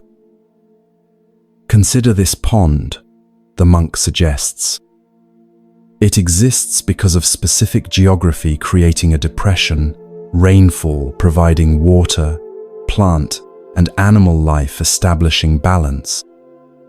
If any condition changes significantly, drought, pollution, removal of key species, the entire pond ecosystem transforms. He kneels beside the water, inviting you to do the same. Look closely at your reflection, he instructs. You lean forward, seeing your face wavering on the water's surface, distorted by subtle movements and ripples. Just as this reflection exists dependent on water, light, and your position, the monk explains, what you think of as yourself exists dependent on countless conditions: body, memories, relationships, environment, culture, language. Change any significant condition, and your experience of self transforms. This perspective challenges your habitual sense of being a fixed, independent entity. If you exist as a process rather than a thing, continuously shaped by conditions, then perhaps identity is more fluid than usually assumed. When we truly understand dependent origination, the monk continues, we hold our sense of self more lightly. We stop taking experiences so personally. We recognize thoughts, emotions, and reactions as conditioned processes rather than defining truths. A dragonfly lands briefly on a reed extending from the pond, its iridescent wings catching sunlight before it darts away. Its brief visitation seems to illustrate the teaching perfectly, a momentary manifestation of countless conditions coming together, existing briefly, then transforming. This recognition transforms how we relate to suffering, the monk explains. Instead of asking, why is this happening to me, as if suffering were personal punishment, we understand this is happening because conditions support it. This shift creates space for wise response rather than reactive struggle. You consider how differently you might approach difficulties with this perspective. Less personalization, less resistance, more focus on understanding conditions, and creating skillful change where possible. The Buddha expressed this wisdom through 4 noble truths. Your teacher explains as you both rise from beside the pond. The first acknowledges suffering exists. The second identifies craving and attachment as its cause. The third asserts that suffering can end when its causes end. The fourth outlines the practical path to this liberation. These truths frame a logical approach to human experience, identifying a problem, suffering, its cause, attachment, the possibility of resolution, cessation, and a method, the Eightfold Path. Let's explore how understanding that everything happens for a reason relates to these truths, the monk suggests as you continue walking through the garden.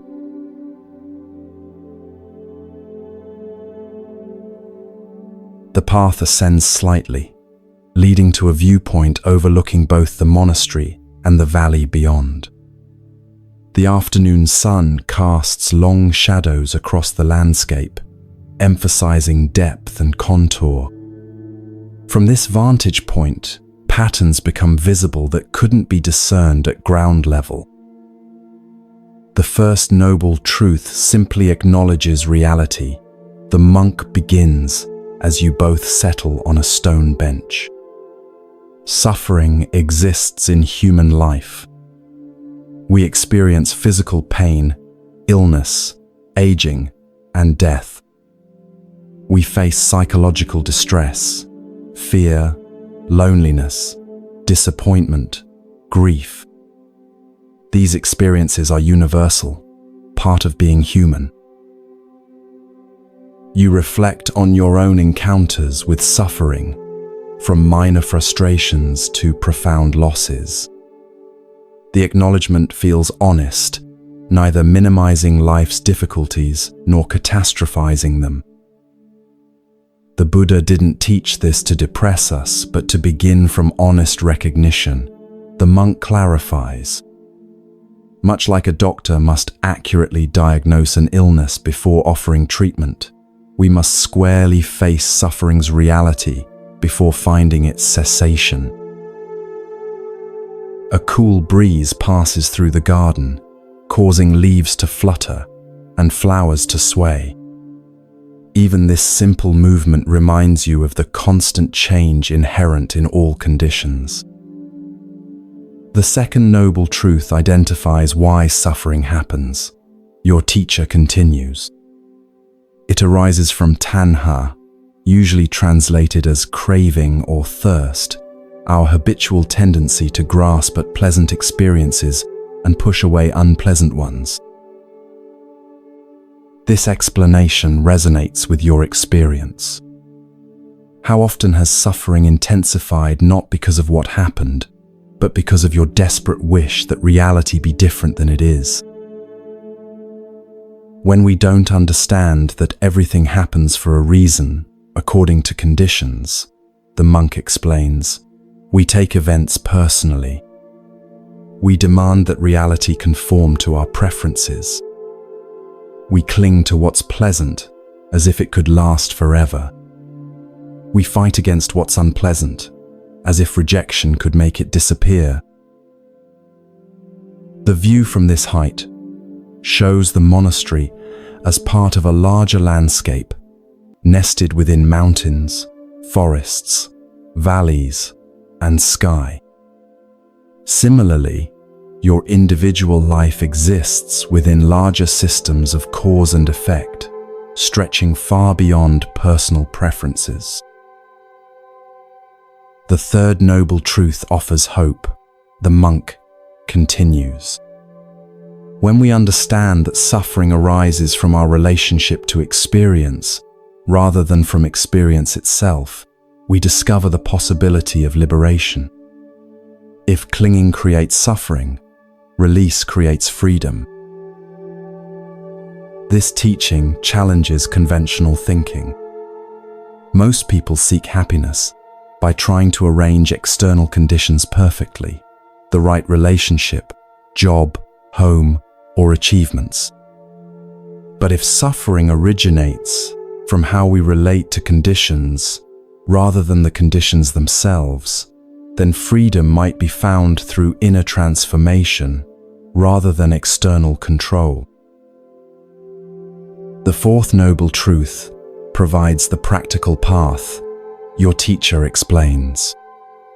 It outlines how to live from this understanding through right view, intention, speech, action, livelihood, effort, mindfulness, and concentration.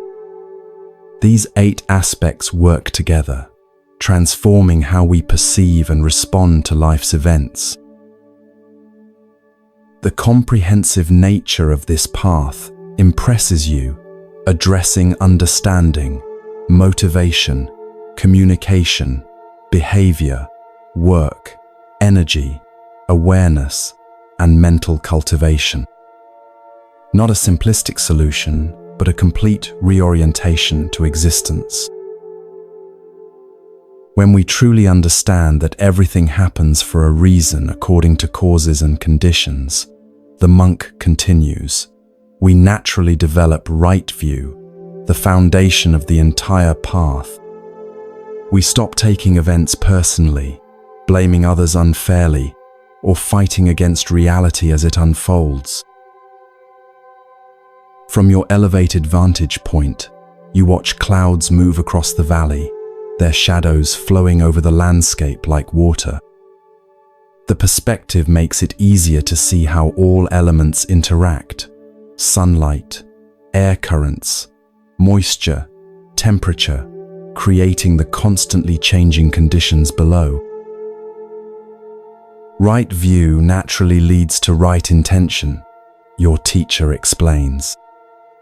When we understand how suffering arises from grasping and aversion, we naturally intend to cultivate release, goodwill, and harmlessness.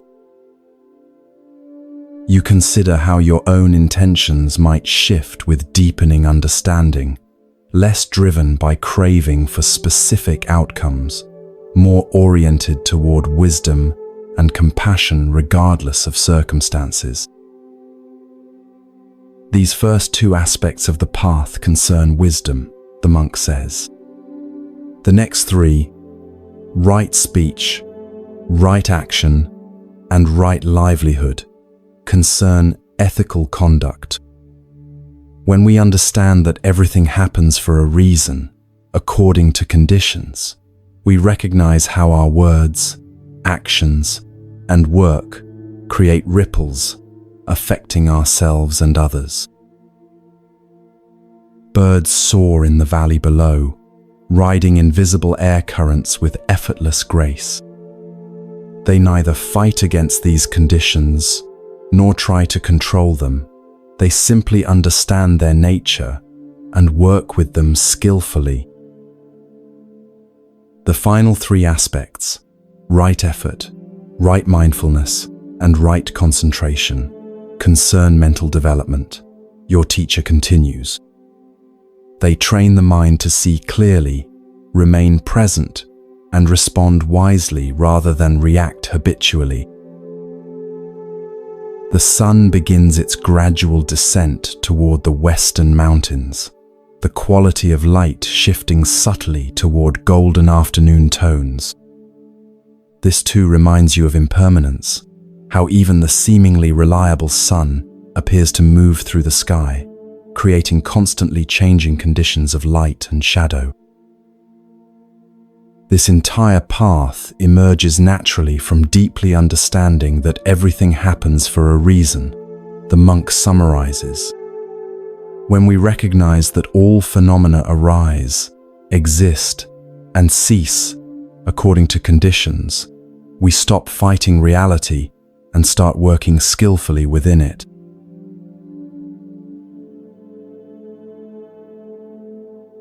As you sit together absorbing these teachings, a temple bell rings in the distance, its clear tones signaling a transition in the monastery's daily schedule. Your teacher suggests returning to the main buildings for the afternoon meditation session. The teachings we've discussed are valuable intellectually, he explains as you descend the path, but their real power comes through direct experience in meditation practice. Back at the meditation hall, monks gather for the afternoon session. The atmosphere feels different from morning practice, perhaps because of the day's accumulated awareness or the particular quality of afternoon light filtering through paper windows.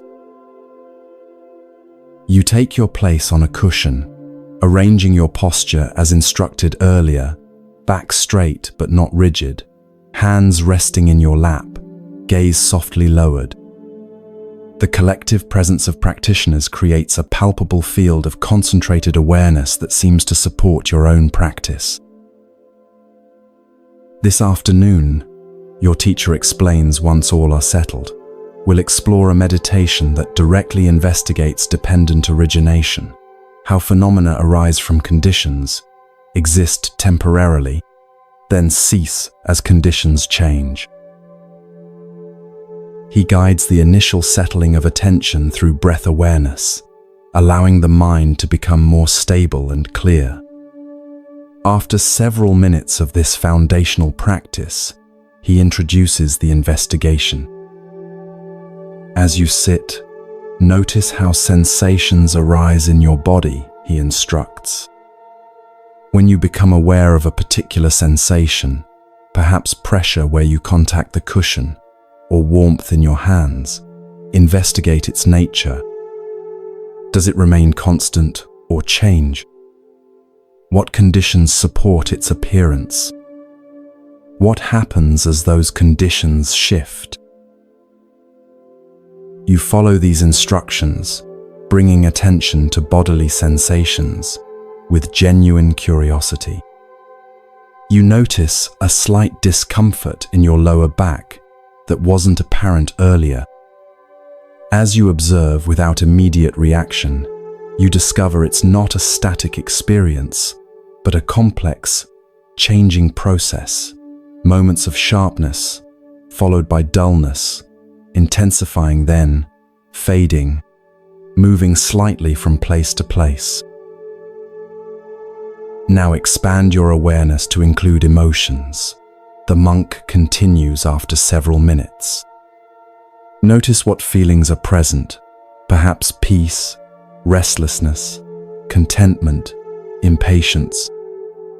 Observe how each emotion arises from specific conditions and changes as conditions change.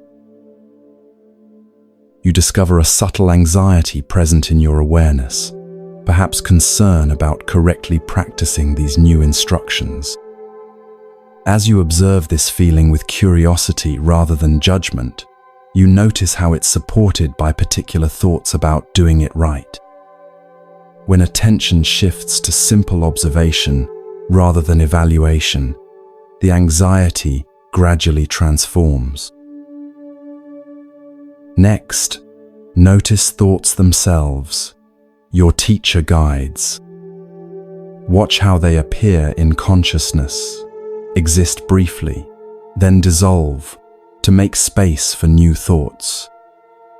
Can you observe the conditions that give rise to particular thought patterns? This observation reveals how your thoughts aren't random but arise from specific conditions, external stimuli, bodily sensations, emotional states, previous thoughts, habitual patterns. No thought simply appears from nowhere. Each emerges from a complex web of conditions. Finally, expand awareness to notice consciousness itself, the monk suggests, his voice increasingly subtle as the meditation deepens. This awareness that knows sensations, emotions, and thoughts, observe how it too arises according to conditions. When tired, consciousness takes on certain qualities. When concentrated, it manifests differently. This level of observation feels more challenging yet somehow more spacious. You begin to recognize how even your awareness itself isn't a fixed entity, but a dynamic process responding to changing conditions, clearer or duller, focused or scattered, expanded or contracted, depending on circumstances. In this investigation, the teacher explains quietly, we directly experience how everything happens for a reason according to conditions. Nothing in our experience exists independently or remains unchanged. Everything flows in the continuous dance of arising and passing away. The meditation continues in silence, each practitioner exploring this territory of direct observation. The collective energy of the hall supports sustained attention, making it easier to maintain awareness without distraction. After what might be 20 minutes, or might be longer, time seems fluid in deep meditation. A small bell rings 3 times, signaling the session's conclusion. The monk offers final guidance as everyone gradually returns to ordinary awareness. Let this understanding of dependent origination infuse your entire experience, he suggests. When pleasant experiences arise, remember they exist because conditions support them and will change when conditions change. When difficult experiences arise, recognize they too depend on specific conditions and aren't permanent realities. You open your eyes slowly, the meditation hall coming back into focus. Afternoon light casts long rectangles through paper windows onto the wooden floor. Other monks shift slightly, some stretching subtly after the period of stillness. Carry this awareness into your evening activities, the monk concludes. Notice how everything you experience, from the taste of food to interactions with others, to your own changing mental states, happens for specific reasons according to conditions.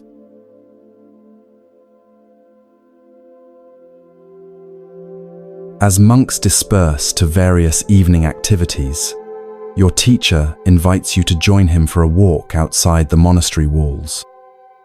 The surrounding forest offers another perspective on our teachings, he explains, as you pass through the main gate. The path descends gently through pine forest, the ground soft with needles that cushion each step. The air smells of resin and earth, rich and vitally alive. Birdsong provides an intermittent soundtrack to your walk, along with the subtle sounds of wind in branches and your own footsteps. Natural environments often make these teachings more accessible, the monk observes. Interconnection and impermanence are plainly visible here for anyone with eyes to see. You notice how different the forest feels from the carefully tended monastery gardens.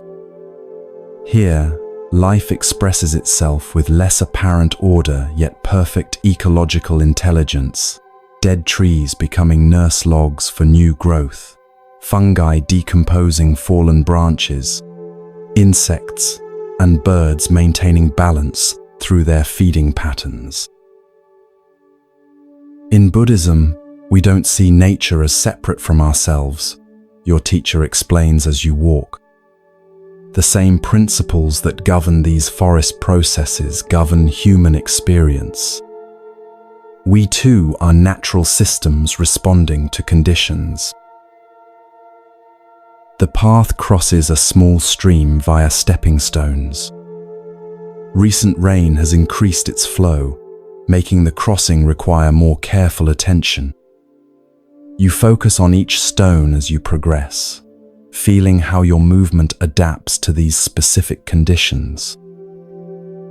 Every action we take resembles crossing this stream, the monk observes when you reach the other side. We respond to conditions as they are, not as we might wish them to be. The stones are placed as they are, the water flows as it does. Wisdom lies in working skillfully with these realities, rather than demanding they conform to our preferences. Further along, you encounter a fallen tree blocking the path. Rather than being cleared away, the tree has been incorporated into the trail. Steps cut into its trunk create a natural staircase over the obstacle. This demonstrates another aspect of wisdom, your teacher notes as you climb over the tree trunk. When conditions present obstacles, we can respond in different ways. We might fight against reality, demanding the obstacle be removed. We might give up, turning back from our path. Or we might work creatively with conditions as they are, finding a way forward that acknowledges reality while serving our purpose. The forest grows denser as you continue, the canopy filtering afternoon sunlight into dappled patterns on the forest floor. These shifting light patterns create an almost hypnotic effect as you walk, emphasizing the constant change inherent in all experience. When we truly understand that everything happens for a reason according to conditions, the monk continues, we stop exhausting ourselves fighting against reality. Instead, like these trees growing toward available light, we respond intelligently to conditions as they are. You notice how trees growing in shade have developed different shapes than those in sunnier locations, stretching taller with fewer lower branches to maximize light exposure. Each has adapted perfectly to its specific conditions. Human suffering often comes from our resistance to this natural process, your teacher observes. We demand conditions be different than they are.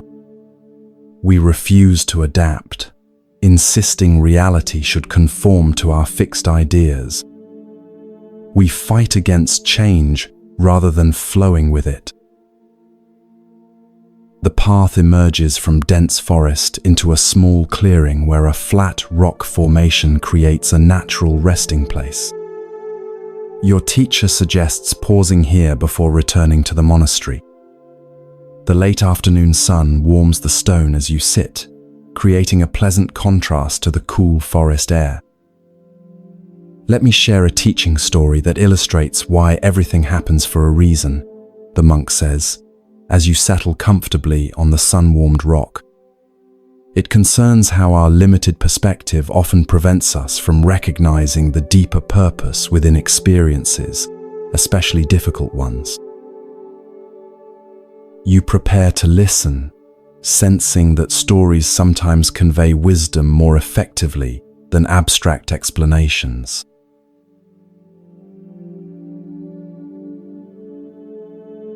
There once was a young disciple studying with a renowned meditation master. The monk begins. The disciple was sincere but often impatient, wanting to advance quickly toward enlightenment without fully developing the necessary foundations. One day, the master asked the disciple to prepare tea. The young man did so hurriedly, bringing a steaming pot and cups to where the master sat. As he began pouring, the master suddenly struck the disciple's hand, causing him to spill hot tea everywhere. The disciple was shocked and upset. "Master, why did you do that?" he demanded. "Now the tea is wasted, and I nearly burned myself." The master pointed calmly to the cup he had prevented the disciple from filling. Inside was a small scorpion that had fallen in while the cup sat unused.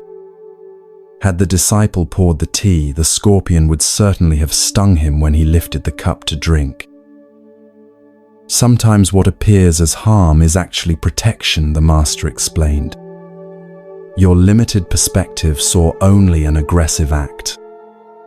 My wider perspective saw what would happen if I didn't intervene.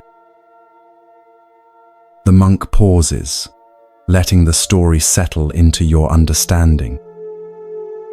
This simple tale holds multiple lessons, he continues. First, it demonstrates how limited perspective prevents us from recognizing the true nature of events. What appears harmful from one viewpoint may serve a beneficial purpose from a wider perspective. You think about experiences in your own life initially perceived as setbacks that later revealed unexpected benefits, plans that fell through making way for better opportunities, relationships that ended, creating space for growth, failures that taught essential lessons leading to later success. Second, the story reminds us that we rarely see the full web of causes and conditions affecting any situation, your teacher explains. The disciple couldn't see the scorpion. He lacked information necessary for accurate understanding. Similarly, we often judge situations without seeing their full context. Birds call to each other as evening approaches, preparing to roost for the night. Their communication, incomprehensible to human ears, nonetheless serves perfectly within their own system of meaning, another reminder of how limited any single perspective must be. Finally, the story suggests that apparent setbacks often protect us from harm we cannot perceive, the monk concludes. The paths not taken, the opportunities missed, the relationships ended. These disappointments may actually be sheltering us from greater difficulties or clearing the way for more appropriate circumstances. This perspective offers a profound reframing of life's challenges, not as random misfortunes to be endured, but as meaningful redirections, guiding you toward what truly serves your development. When we understand that everything happens for a reason, your teacher emphasizes, we hold our judgments more lightly. We remain open to the possibility that what seems negative from our limited perspective may serve purposes we cannot yet recognize.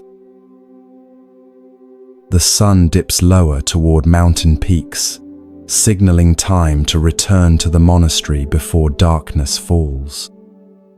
You rise from the warm rock, feeling both physically refreshed by the forest walk and mentally stimulated by these teachings. As we walk back, the monk suggests, practice maintaining awareness of how each step happens for specific reasons, your intention to return, the path's condition, your body's capabilities, the changing light, influencing your pace. Nothing occurs randomly, everything manifests through the meeting of particular conditions. This mindful walking practice helps integrate the intellectual understanding you've been developing with direct physical experience. Each step involves countless factors coming together: muscle contractions, neurological signals, balance adjustments, visual processing, yet occurs as a seemingly simple, unified action. This same principle applies to all aspects of experience. Your teacher reminds you as you approach the monastery gates. From mundane activities like walking to profound spiritual insights, everything happens for specific reasons according to conditions.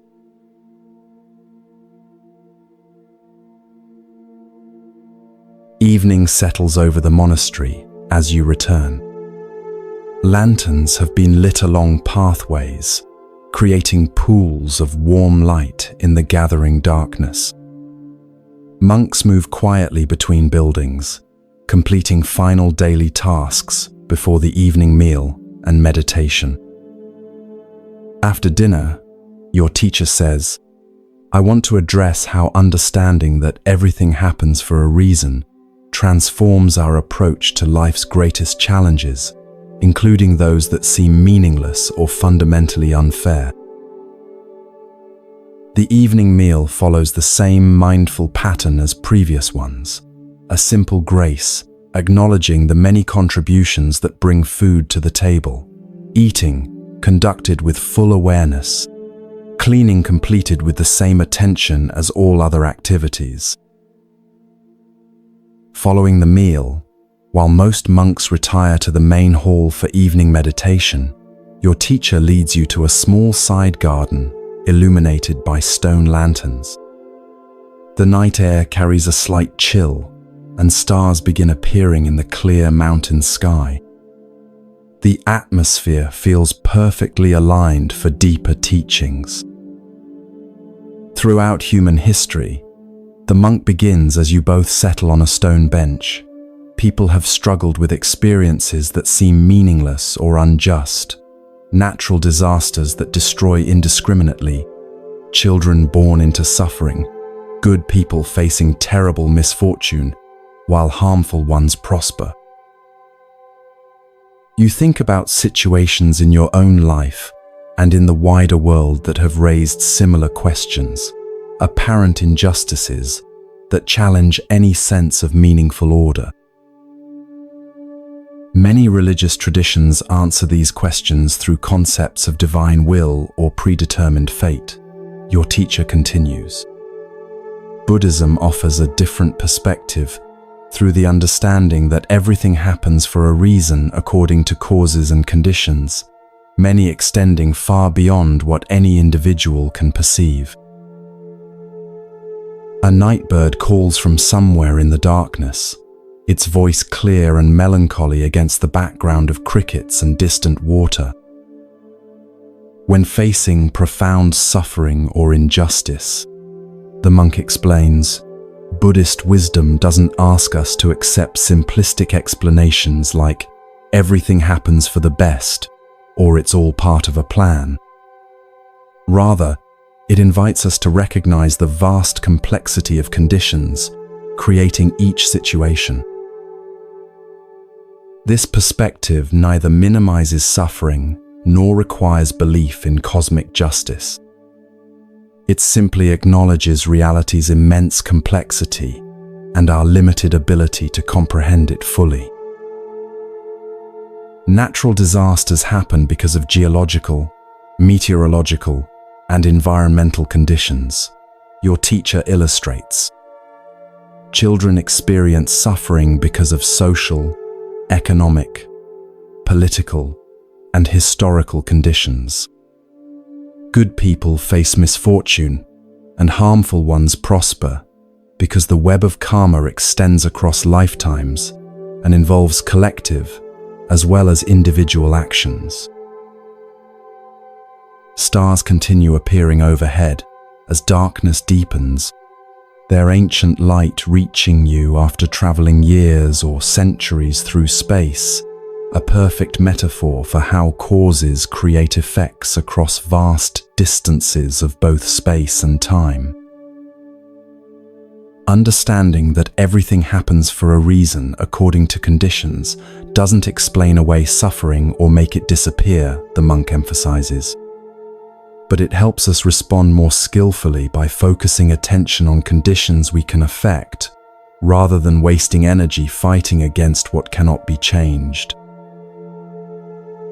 You consider how differently you might approach challenges with this perspective, less entangled in questions of why me, or demands for cosmic fairness, more engaged with understanding and addressing conditions within your influence. This understanding also cultivates compassion. Your teacher continues. When we recognize that all beings are responding to conditions, many beyond their conscious control, we hold less blame and judgment.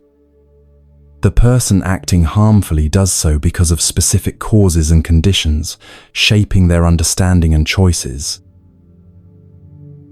This doesn't mean excusing harmful behavior, but recognizing its conditioned nature, how factors like childhood experiences, cultural programming, neurological patterns, and environmental pressures shape actions that appear as free choices. Most importantly, the monk emphasizes, this understanding empowers us to create different conditions moving forward. While we cannot change what has already occurred, we can establish causes likely to produce more beneficial effects for ourselves and others. The stone lanterns cast gentle light that doesn't extend far into the surrounding darkness, like human understanding illuminating a small circle of the vast unknown. Yet this limited light provides enough to navigate the immediate environment safely. When facing life's greatest challenges, your teacher concludes, remember that understanding why everything happens for a reason isn't about passive acceptance but wise discernment. It helps us distinguish what can be changed from what must be accepted, then respond with both compassion for what is and commitment to creating more beneficial conditions for what will be.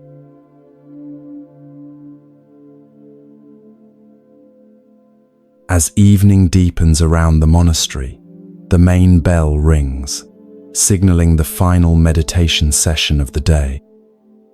Monks gather in the hall, where candles create islands of soft light in the darkness. The atmosphere feels both peaceful and charged with collective intention. For tonight's practice, your teacher explains as you take your place on a cushion, we'll explore how understanding that everything happens for a reason transforms our relationship with difficult emotions. The hall settles into silence as practitioners arrange themselves in meditation posture. Only the occasional sounds of shifting bodies and distant night creatures interrupt the profound quiet. Begin by settling awareness in the present moment, the monk instructs, his voice gentler than during daytime teachings. Notice your breath, your body sensations, the points of contact with the floor and cushion. Allow yourself to be fully here now. You follow these instructions, feeling how different evening meditation feels from morning or afternoon sessions. The body carries the day's accumulated experiences. The mind holds impressions and understandings from hours of practice and teaching. Now, bring to mind a moderately difficult situation from your life. Your teacher continues after several minutes of settling. Nothing overwhelming, but something that creates noticeable emotional reactivity, perhaps a misunderstanding with someone, a minor setback, or an ongoing challenge. You recall a recent work situation involving criticism that felt unfair at the time. Even remembering it now creates a subtle tightening in your chest and shoulders. Notice what emotions arise as you recall this situation. The monk guides. Don't suppress or analyze them. Simply observe with kind awareness. What feelings are present? Where do you experience them in your body? You discover a complex mixture: defensiveness, embarrassment, residual anger, manifesting as tension in your shoulders, a slight flush in your face, a knot in your stomach. These physical manifestations make the emotions tangibly real rather than abstract concepts. Now investigate the conditions supporting these emotions. Your teacher instructs. What thoughts accompany these feelings? What beliefs underlie your reaction? What past experiences might influence your present response? This investigation reveals how your emotional reaction depends on specific conditions, thoughts about being misunderstood, beliefs about fairness, previous experiences where criticism led to negative consequences. The emotion isn't a solid thing, but a process arising from these supporting conditions. Notice how understanding the conditioned nature of emotions creates space around them, the monk suggests. They're no longer solid, permanent realities, but temporary phenomena arising when certain conditions come together. This shift in perspective creates a subtle but significant change in your experience. The emotions themselves don't disappear, but they become less overwhelming, less defining, more like weather passing through the sky of awareness than absolute truths about reality. When we truly understand that everything happens for a reason according to conditions, your teacher continues, his voice barely above a whisper in the quiet hall, we hold our emotions more lightly. We recognize that anger, fear, jealousy, and grief arise not because we're flawed or because reality is wrong, but because specific conditions support these states. Candles flicker as a slight breeze finds its way into the hall, creating dancing shadows on walls and ceiling. Like emotions, these shadows are real experiences but not solid realities, dependent on specific conditions of flame, air movement, and surfaces for their momentary existence. This understanding doesn't mean suppressing emotions or becoming coldly analytical about them, the monk clarifies. Rather, it allows us to experience feelings fully while recognizing their conditioned, impermanent nature. We neither repress nor indulge, we acknowledge with wisdom. You continue observing the emotional landscape arising from your recalled situation, noticing how awareness itself gradually changes the experience. The physical sensations begin shifting, tension softening, heat dissipating, constriction opening, not because you force change, but because sustained, non-reactive awareness itself creates new conditions. As our meditation concludes, your teacher says after several more minutes of silent practice, Recognize that this same approach can be applied to all experiences, pleasant, unpleasant, or neutral. Everything we encounter, external or internal, happens for reasons according to conditions and changes as conditions change. 3 strikes of a small bell signal the session's end. The hall remains quiet as practitioners gradually shift from formal meditation to ordinary awareness. There's a palpable sense of collective settledness, as if the shared practice has harmonized the group's energy, despite each person following their own inner journey. Carry this understanding into your sleep tonight, the monk suggests as monks begin quietly leaving the hall. Notice how even dreams happen for reasons according to conditions and offer teaching if approached with awareness.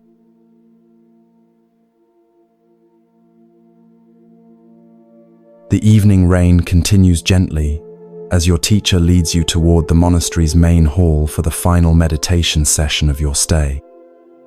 Lanterns illuminate the pathways, their light reflected in puddles and wet surfaces, creating a dreamlike atmosphere of doubled illumination. Tonight's practice will help integrate all we've explored about why everything happens for a reason, the monk explains, as you walk together. We'll investigate how to carry this understanding beyond monastery walls into daily existence. Other monks gather for evening meditation, their movements unhurried yet purposeful. Despite the rain, there's no sense of inconvenience or complaint, just appropriate adjustments to current conditions. Watching this community navigate changing circumstances with such natural grace provides a living demonstration of the teachings you've been receiving. Inside the meditation hall, candles create islands of warm light in the darkness. The atmosphere feels both peaceful and charged with collective intention. You take your place on a cushion, arranging your posture with growing familiarity, back straight but not rigid, hands resting in your lap, gaze softly lowered.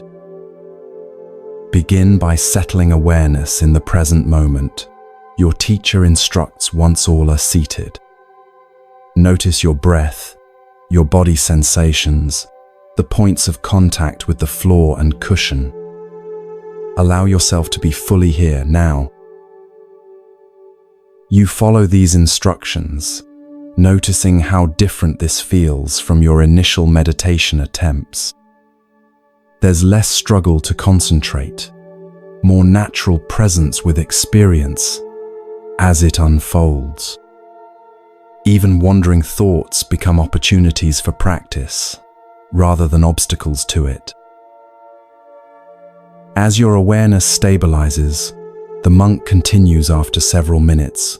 Reflect on the central teaching we've explored.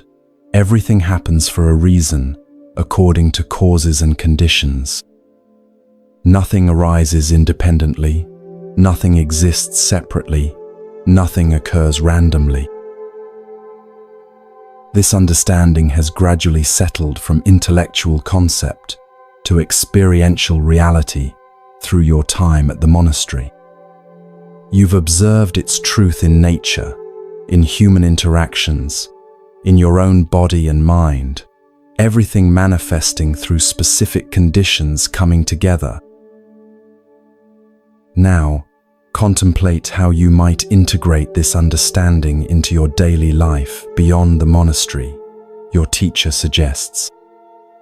Not as philosophy or belief, but as lived wisdom illuminating each experience. This brings your attention to practical application.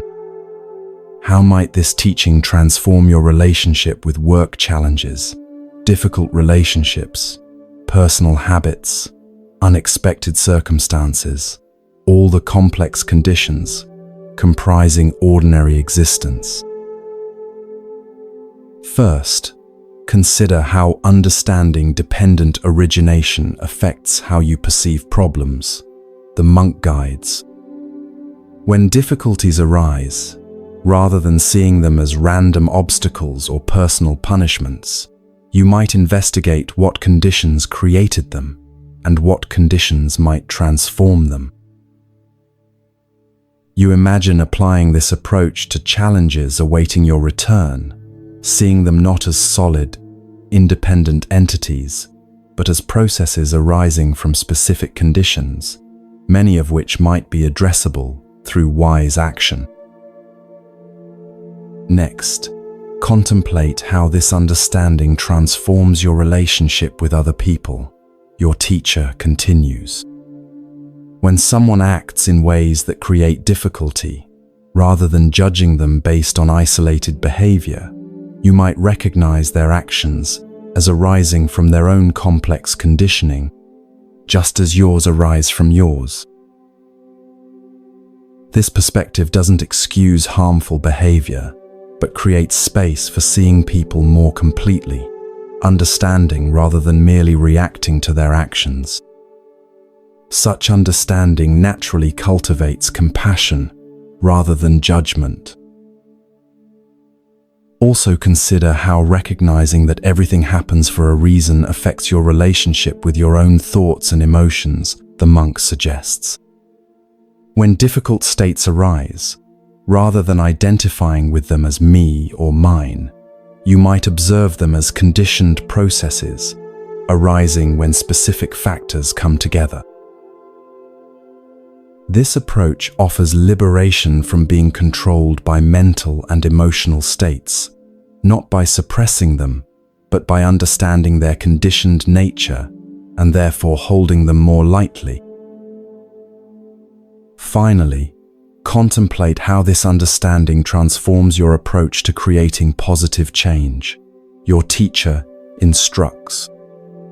Rather than forcing outcomes through rigid will or abandoning responsibility through passivity, you might work skillfully with conditions as they are, while introducing beneficial new conditions. This balanced middle way avoids both controlling struggle and resigned acceptance, offering instead intelligent cooperation with reality's fluid processes. As the meditation continues in silence, you explore these applications, imagining how different life might be when viewed through this lens of understanding. Not that external circumstances would magically transform, but your relationship with those circumstances might change profoundly. After what might be 20 minutes, or might be longer, time seems fluid in deep meditation. A small bell rings 3 times, signaling the session's conclusion. Your teacher offers final guidance as the hall gradually returns to ordinary activity. As you prepare to leave tomorrow, he says, remember that this understanding is always available to you, regardless of external circumstances. Everything happening for a reason according to conditions isn't something you believe or don't believe. It's simply how reality functions, whether recognized or not. This reminder feels significant. The teaching isn't an optional philosophy, but a description of how existence actually operates. Your recognition or non-recognition doesn't change reality, but it profoundly affects how you experience and navigate that reality. Carry this wisdom with you like an internal compass, the monk suggests as the meditation hall slowly empties.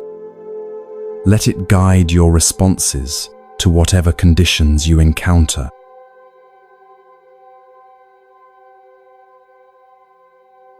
Following evening meditation, most monks retire to their quarters, but your teacher invites you for a final conversation beneath the monastery's covered walkway. The rain has stopped, leaving the night air fresh and clear. Stars begin appearing between scattered clouds, their ancient light reaching you after traveling vast distances through space. Before you rest tonight, the monk says, as you settle on a simple wooden bench, I want to address some common misunderstandings about what it means that everything happens for a reason. This will help you maintain clear understanding as you return to daily life. You welcome this clarification, aware that subtle misinterpretations might significantly alter how you apply these teachings. First, your teacher begins, understanding that everything happens for a reason, according to conditions, doesn't mean adopting fatalism or resignation. Recognizing how conditions create current reality empowers us to establish different conditions, creating different future realities. This corrects the potential misunderstanding that accepting reality's conditioned nature might lead to passive acceptance of harmful or unbeneficial circumstances. Second, the monk continues, this understanding doesn't suggest that suffering happens for the best or serves some predetermined plan. It simply recognizes that all phenomena arise from specific causes and conditions rather than random chance or divine intervention. This clarification addresses the common confusion between Buddhist dependent origination and certain religious notions of fate or divine purpose. Third, your teacher emphasizes recognizing that others' actions arise from their conditioning doesn't mean excusing harmful behavior or abandoning appropriate boundaries. Understanding causes doesn't preclude wise response, including protecting yourself and others from harm. This addresses the misconception that compassion based on understanding others' conditioning might lead to unhealthy acceptance of mistreatment. Fourth, the monk continues, understanding karma, how actions create consequences, doesn't mean blaming victims for their suffering. Most conditions creating any situation extend far beyond individual choice, involving collective, historical, environmental, and countless other factors beyond personal control. This corrects a particularly harmful misinterpretation that sometimes leads people to dismiss others' suffering as deserved or self-created. Finally, your teacher concludes, this teaching doesn't ask you to stop having preferences or desires for positive change. It simply suggests holding these preferences with wisdom rather than rigid demand, recognizing the difference between wanting reality to be different and refusing to accept it as it currently is. Night air feels increasingly cool against your skin, another simple reminder of how all experience depends on specific conditions, in this case temperature, moisture, and physical sensation. As you integrate these teachings, the monk advises, be patient with yourself. Understanding that everything happens for a reason, according to conditions, is simple in concept, but profound in application. It takes time and practice for this wisdom to permeate all aspects of experience. Stars continue appearing as clouds disperse, revealing more of the vast cosmic expanse above the monastery. The scale of space visible on this clear mountain night offers another perspective on dependent origination, how even celestial bodies and cosmic processes arise, exist, and cease according to specific conditions. Remember that the purpose of understanding why everything happens for a reason isn't to reach perfect comprehension of all conditions. Your teacher emphasizes That would be impossible given reality's immense complexity. The purpose is practical, to reduce suffering and increase wisdom in how you relate to life as it unfolds. This reminder feels liberating. You don't need to understand every causal factor in every situation. You simply need enough clarity to respond more skillfully and suffer less unnecessarily. Tomorrow as you leave, the monk says, carry 3 questions that can help maintain this understanding in daily life. What conditions led to this situation? What would happen if I resist this reality? What response would create more positive conditions moving forward? These practical questions distill the teaching's essence into an applicable form, a compass for navigating complex situations with greater wisdom. Now rest well, your teacher concludes, with a gentle bow. Tomorrow brings the opportunity to practice these teachings in new conditions. Remember that everything, even sleep, even dreams, happens according to specific causes and conditions, and offers wisdom if approached with awareness.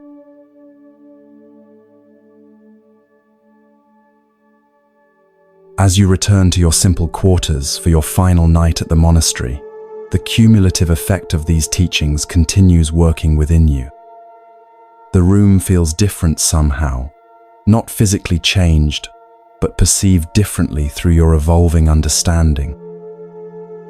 The single candle, the sleeping mat, the small table, the cup of tea someone has thoughtfully prepared, each exists through countless conditions coming together. Their apparent solidity dissolves somewhat when perceived as processes rather than fixed objects. You prepare for sleep, reflecting on the extraordinary amount of wisdom shared during your brief stay. The teachings on dependent origination, how everything happens for specific reasons according to conditions, feel simultaneously vast in implications and immediately practical in application. Sleep approaches gradually, your awareness moving between alert contemplation and dreamy pre-sleep states. In this liminal space, the monastery's teachings continue processing themselves, integrating at levels beyond conscious thought. Your final coherent reflection before drifting into sleep centers on gratitude for the monks who've preserved these teachings across centuries, for your teacher's skillful guidance, for the fortunate conditions that brought you to this place of learning. This gratitude itself arises from specific conditions, exposure to wisdom, recognition of its value, the human capacity for appreciation. Sleep comes easily, deeper, and more peaceful than usual. For the first time in years, you're not fighting against reality, but learning to flow with it.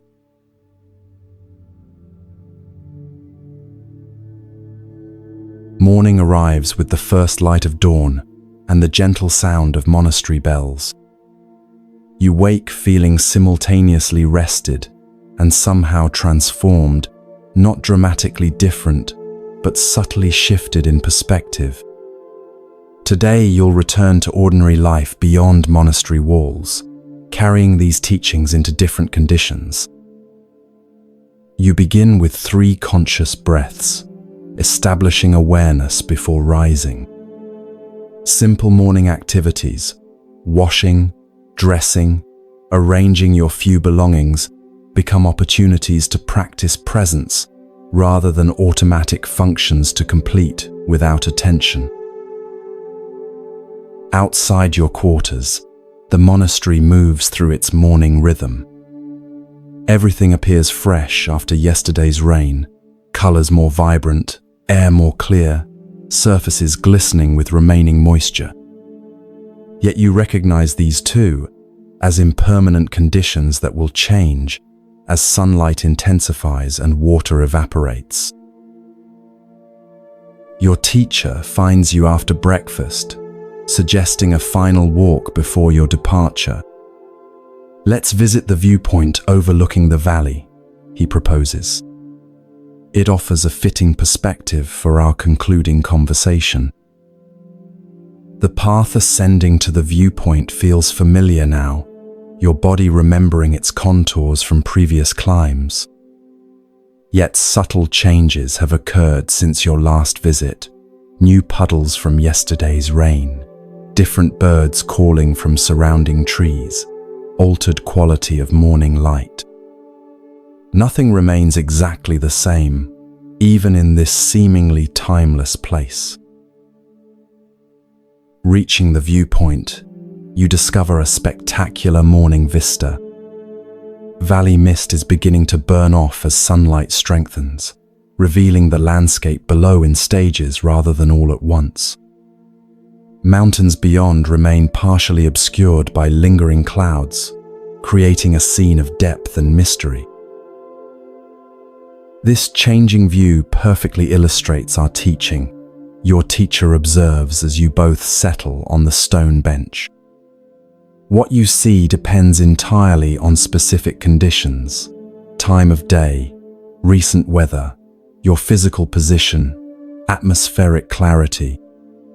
Change any condition, and your perception transforms accordingly. The valley continues revealing itself as mist disperses. Villages, fields, rivers, and forests gradually emerge from obscurity into visibility. This natural unfolding seems to mirror your own experience during these days of learning, wisdom gradually clarifying what was previously obscured. As you return to your daily life, the monk continues, you'll face conditions very different from what you've experienced here. Some may support continued practice, others may challenge it. This is natural and to be expected. This acknowledgement feels important, realistic recognition that the supportive monastery environment differs significantly from ordinary circumstances, with their complex demands and distractions. Remember that challenging conditions don't prevent practice, but actually constitute its most important field. Your teacher emphasizes. Anyone can maintain awareness in a quiet monastery. The true test comes amid difficulty, distraction, and competing demands. This perspective transforms potential obstacles into opportunities, seeing difficult conditions not as barriers to practice, but as its essential material. When you feel overwhelmed by life's complexity, the monk advises, return to simple awareness of breathing. This immediate experience is always available, regardless of external circumstances. From this foundation, you can expand to include wider awareness of how everything happens for a reason according to conditions.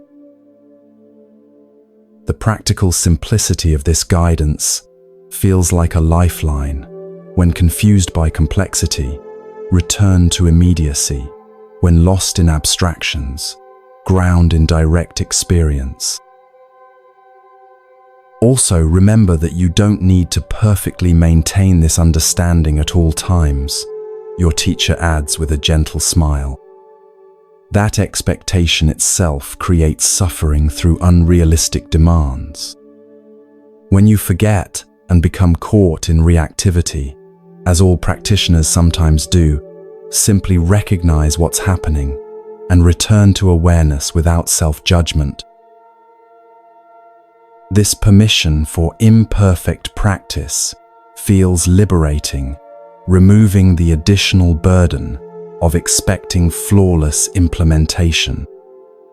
The path includes moments of forgetfulness, naturally followed by remembering.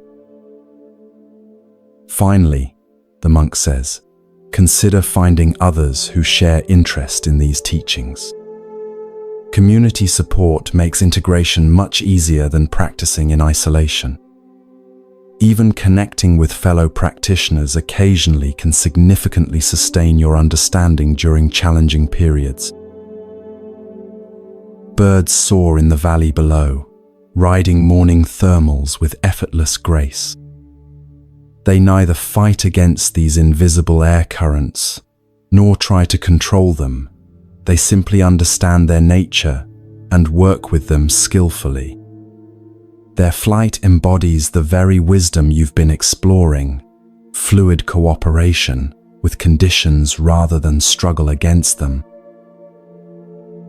Before we return to prepare for your departure, your teacher says, "Do you have any final questions about these teachings?" You consider carefully, wanting to use this opportunity wisely. How will I know if I'm truly understanding that everything happens for a reason versus just intellectually grasping the concept? The monk nods appreciatively. Excellent question. There are several signs of deepening understanding. You'll notice less reactivity to difficult circumstances, fewer automatic patterns of blame, resentment, or prolonged distress. You'll experience greater equanimity amid changing conditions, less desperate grasping at pleasant experiences, or frantic avoidance of unpleasant ones. You'll find increasing creativity in responding to challenges, seeing more options beyond fight, flight, or freeze. Most importantly, you'll suffer less unnecessarily, still experiencing life's natural pains, but without the additional layers of resistance, personalization, and elaborate meaning-making that intensify distress. His answer provides practical benchmarks for assessing your progress without creating additional expectations to struggle toward. The signs emerge naturally from deepening understanding rather than requiring forced effort.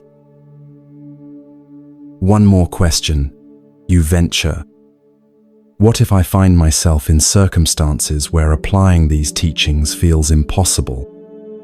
When conditions seem overwhelmingly difficult? Another excellent question, your teacher responds. In particularly challenging times, simplify your practice. Don't expect complete equanimity or perfect understanding.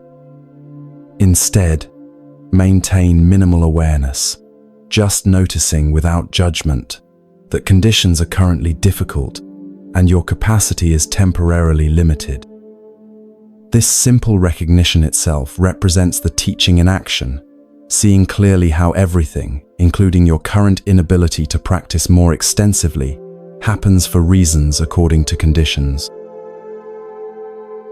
This guidance feels particularly valuable, offering a foundation that remains accessible even during life's most challenging periods, rather than creating ideals attainable only under optimal circumstances. It's time to descend, the monk says, rising from the bench. Your journey back begins soon. As you follow the path downward, the monastery comes into view below, its buildings, gardens, and pathways forming an integrated whole within the mountain landscape. From this perspective, you can see how perfectly the community has adapted to natural conditions, using the mountain's contours rather than fighting against them, capturing water's natural flow rather than forcing artificial systems, orienting structures to maximize natural light and minimize exposure to harsh elements. The monastery itself embodies our teaching, your teacher observes, noting your gaze. Over centuries, practitioners have created this place by working with, rather than against conditions. The result is harmony rather than perpetual struggle. Upon returning, you gather your few belongings and prepare for departure. Other monks appear to offer simple farewells, some with gentle nods, others with quiet words of encouragement.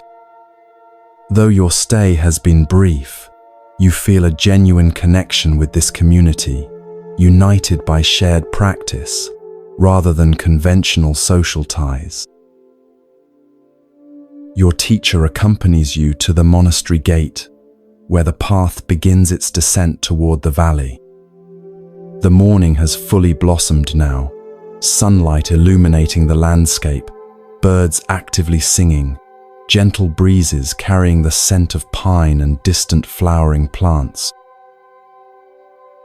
As you return to your world, the monk says at the threshold, remember that these teachings aren't separate from ordinary life, but reveal its true nature.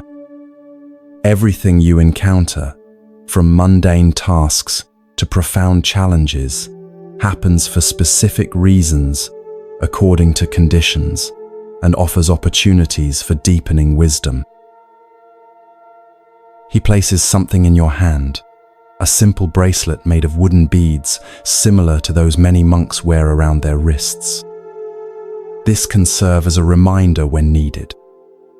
Whenever you notice it, take one conscious breath and recall that everything in that moment, including your awareness itself, happens for reasons according to conditions.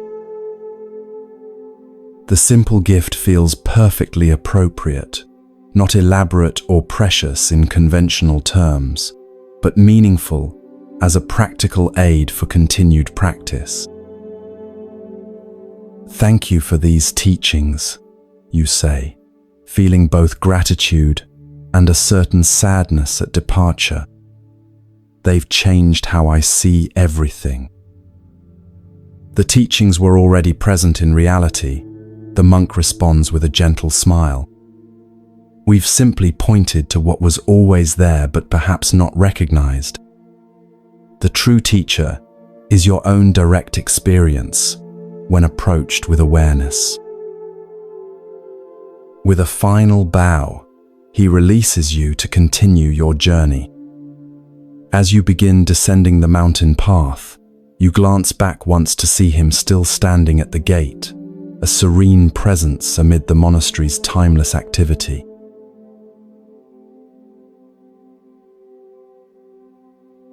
The path down the mountain offers its own opportunities for practice.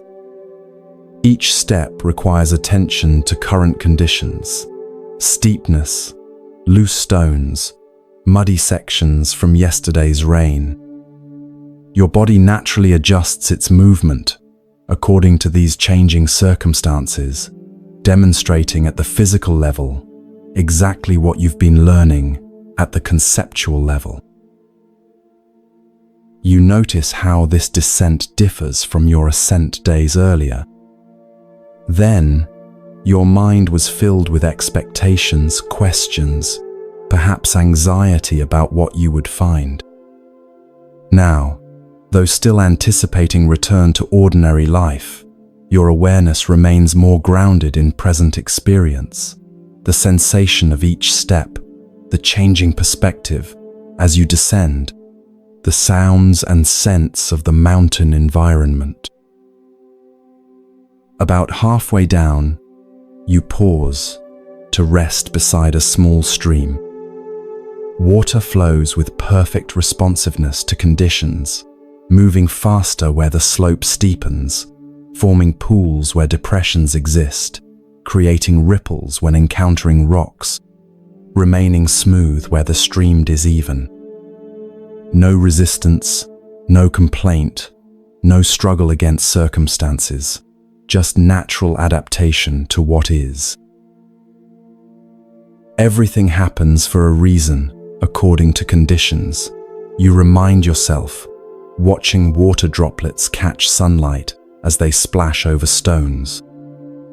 This simple fact, recognized or not, governs all existence from cosmic processes to subatomic interactions, from social systems to individual thoughts arising in consciousness.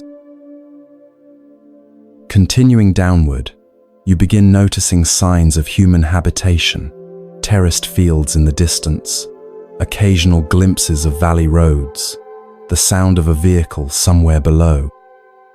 The contrast between monastery simplicity and ordinary complexity grows more apparent with each step towards civilization.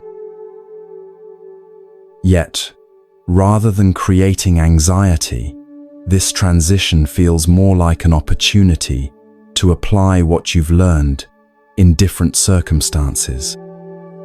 The monastery provided optimal conditions for recognizing these teachings, but their true value emerges in navigating everyday complexities with greater wisdom and less unnecessary suffering. By midday, you reach the small village where your journey began and will now conclude with transportation back to your regular life. The settlement appears simultaneously familiar and somehow different, physically unchanged yet perceived through your evolved understanding. While waiting for your transportation, you sit at a small tea shop overlooking the village square. Ordinary life unfolds before you, merchants selling goods, children playing, elders conversing on benches, workers delivering supplies. Every action, every interaction happens for specific reasons according to conditions, though most participants remain unaware of this underlying reality. You don't view this lack of awareness with judgment, but with compassion, recognizing that your own understanding remains partial and continues developing through practice. The Buddha's teachings describe reality whether acknowledged or not, just as gravity operates regardless of our understanding of physics. Sipping tea, you notice its complex flavor profile: bitter, sweet, astringent, earthy notes combining into a single experience, dependent on countless conditions from soil composition to water temperature. Even this simple pleasure demonstrates dependent origination when approached with mindfulness.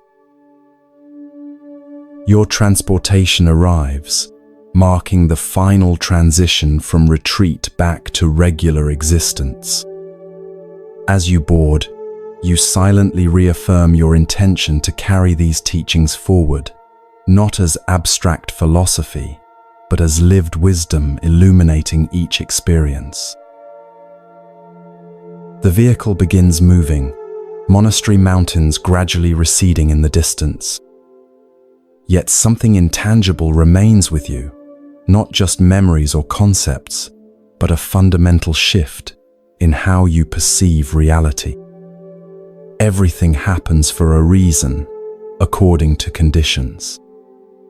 This understanding, once glimpsed, transforms how you relate to all aspects of existence.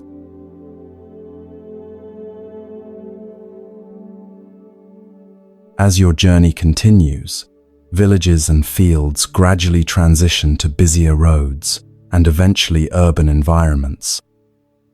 The contrast between monastery simplicity and modern complexity grows increasingly apparent. Traffic, advertisements, people rushing through complicated lives, technological distractions everywhere. Yet rather than feeling overwhelmed by this transition, you find yourself observing with new awareness.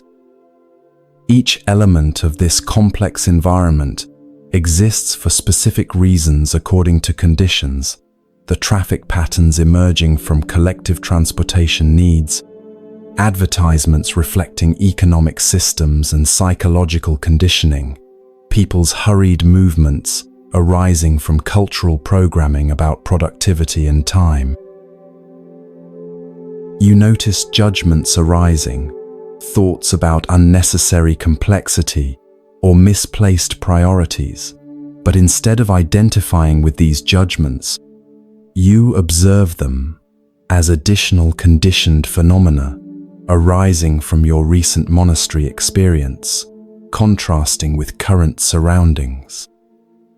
This awareness itself demonstrates the teaching in action. Your transportation continues toward your final destination, passing through landscapes shaped by human activity. Even ecological damage, visible in certain areas, reflects dependent origination, harmful conditions created through specific causes, including ignorance, greed, and complex economic pressures. Recognition brings sadness, but also clarity about how different conditions might create more beneficial outcomes. As familiar surroundings appear, signaling imminent return to your regular life, you mentally review key teachings to carry forward. Everything, absolutely everything, happens for specific reasons according to conditions. Suffering arises primarily from resistance to reality as it is, not from circumstances themselves. Understanding dependent origination creates freedom to work skillfully with conditions rather than struggle against them. This understanding naturally cultivates compassion by recognizing how all beings' actions arise from their conditioning. The path involves both accepting what cannot be changed and creating beneficial conditions for what can be transformed. Your transportation arrives at your destination. Stepping back into familiar territory, your home, your neighborhood, you notice how differently you perceive these once ordinary surroundings. Not dramatically altered, but viewed with fresher awareness of how each element exists through specific conditions rather than independent inherent existence. Returning to your living space, you're struck by how objects previously taken for granted as fixed entities now appear more clearly as processes, each possession representing countless conditions coming together temporarily, from raw materials to manufacturing, from economic systems to personal preferences that brought them into your sphere. You place the simple wooden bracelet from the monastery on a small shelf where you'll see it daily, a physical reminder of intangible wisdom. Then, you take 3 conscious breaths, acknowledging this transition back to ordinary life while carrying extraordinary understanding. This return doesn't represent an ending, but a beginning, the start of integrating these teachings into daily existence. The real practice happens not in perfect monastery conditions, but amid life's complex, messy, constantly changing circumstances. Everything happens for a reason, according to conditions. This understanding, once glimpsed, remains available in each moment, a compass for navigating life with greater wisdom, less unnecessary suffering, and more compassionate presence.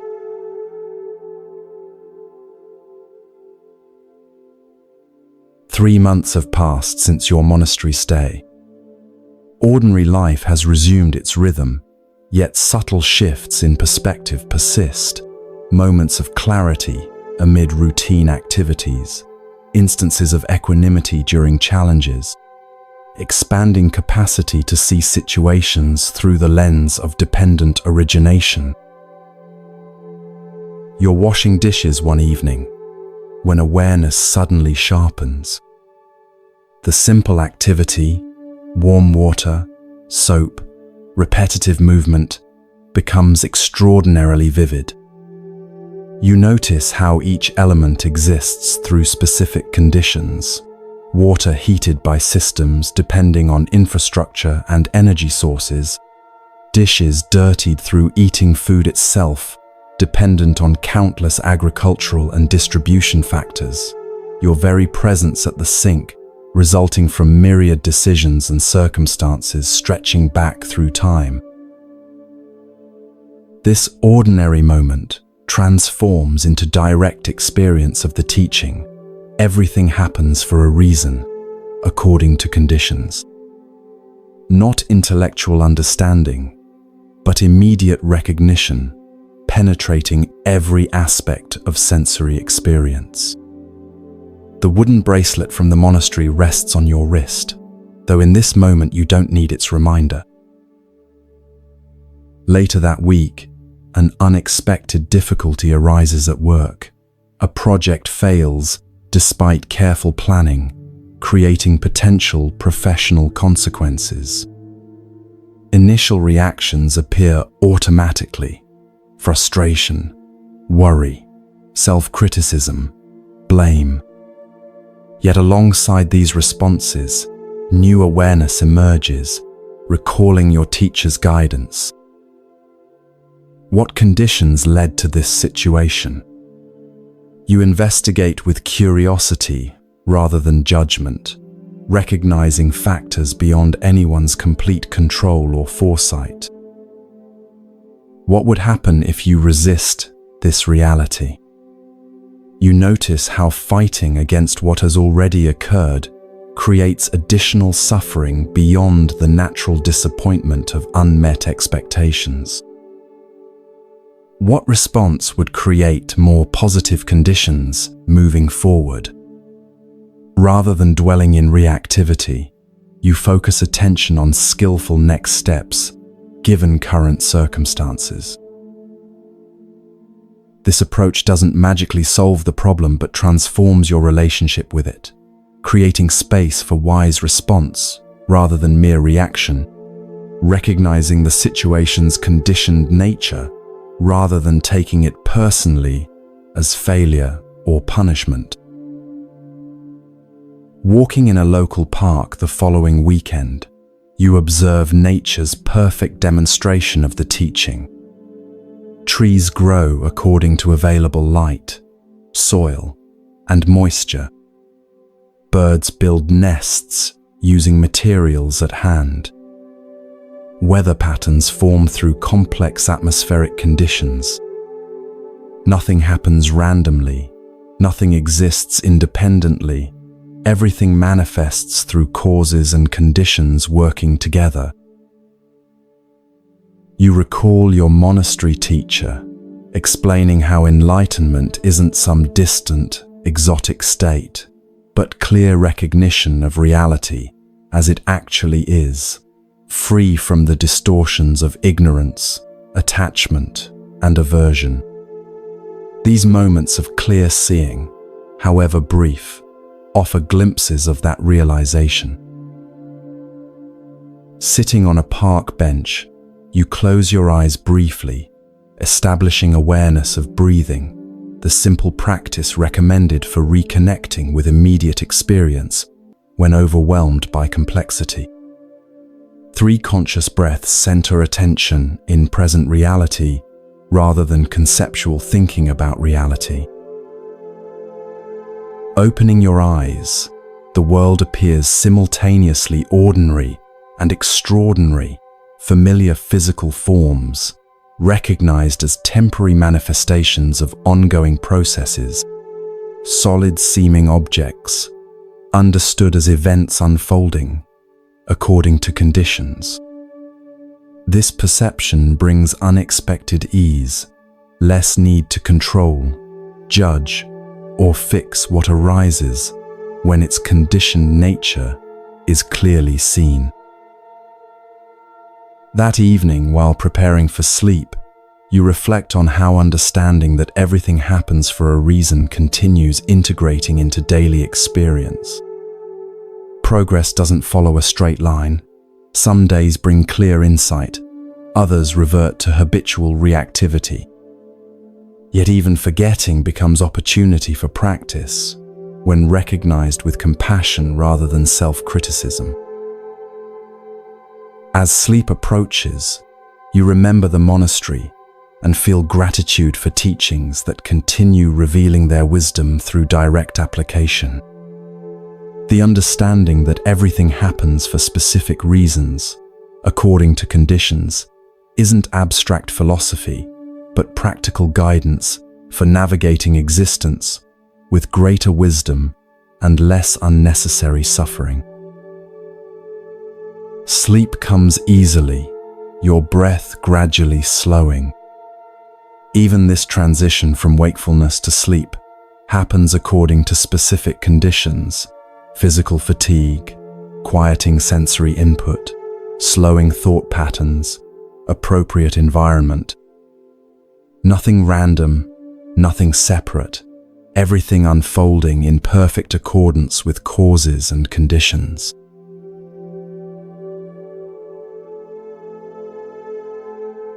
As we conclude this immersive exploration of Buddhist wisdom, consider how these teachings might illuminate your own experience. The understanding that everything happens for a reason according to conditions doesn't require belief or faith, only careful observation of life as it actually unfolds moment by moment. This wisdom tradition offers not escape from reality but clearer engagement with it, recognizing how suffering arises from resistance to what is, how freedom emerges from working skillfully with conditions rather than fighting against them, how compassion naturally develops when we understand the conditioned nature of all behavior, including our own. Whether you're listening to these teachings while falling asleep or during quieter waking hours, allow this understanding to permeate your awareness. Notice how everything happening right now, external sounds, bodily sensations, arising thoughts, emotional tones, exists through specific conditions coming together in this unrepeatable moment. The path isn't about achieving some perfect future state, but recognizing what's already true about existence. Everything happens for a reason, according to conditions. This simple fact, when deeply understood, transforms how we meet each experience with less resistance, more wisdom, greater compassion, and the profound peace that comes from aligning with, rather than fighting against reality. May these teachings serve your journey toward greater understanding and freedom from unnecessary suffering. May you recognize that everything, absolutely everything, happens for specific reasons, according to conditions, and may this recognition bring increasing wisdom to how you navigate this precious human life. Rest now in this understanding, letting it continue working within you, even as conscious awareness transitions towards sleep. Everything happens for a reason. Everything serves your awakening when met with awareness. Everything offers wisdom when approached with clear seeing. Sleep well, resting in the natural unfolding of conditions. Your consciousness and body follow ancient rhythms of rest and renewal, participating in the vast interdependent web of existence. Everything happens for a reason, according to conditions. This understanding remains available whether awake or asleep, offering its transformative wisdom to all aspects of your experience.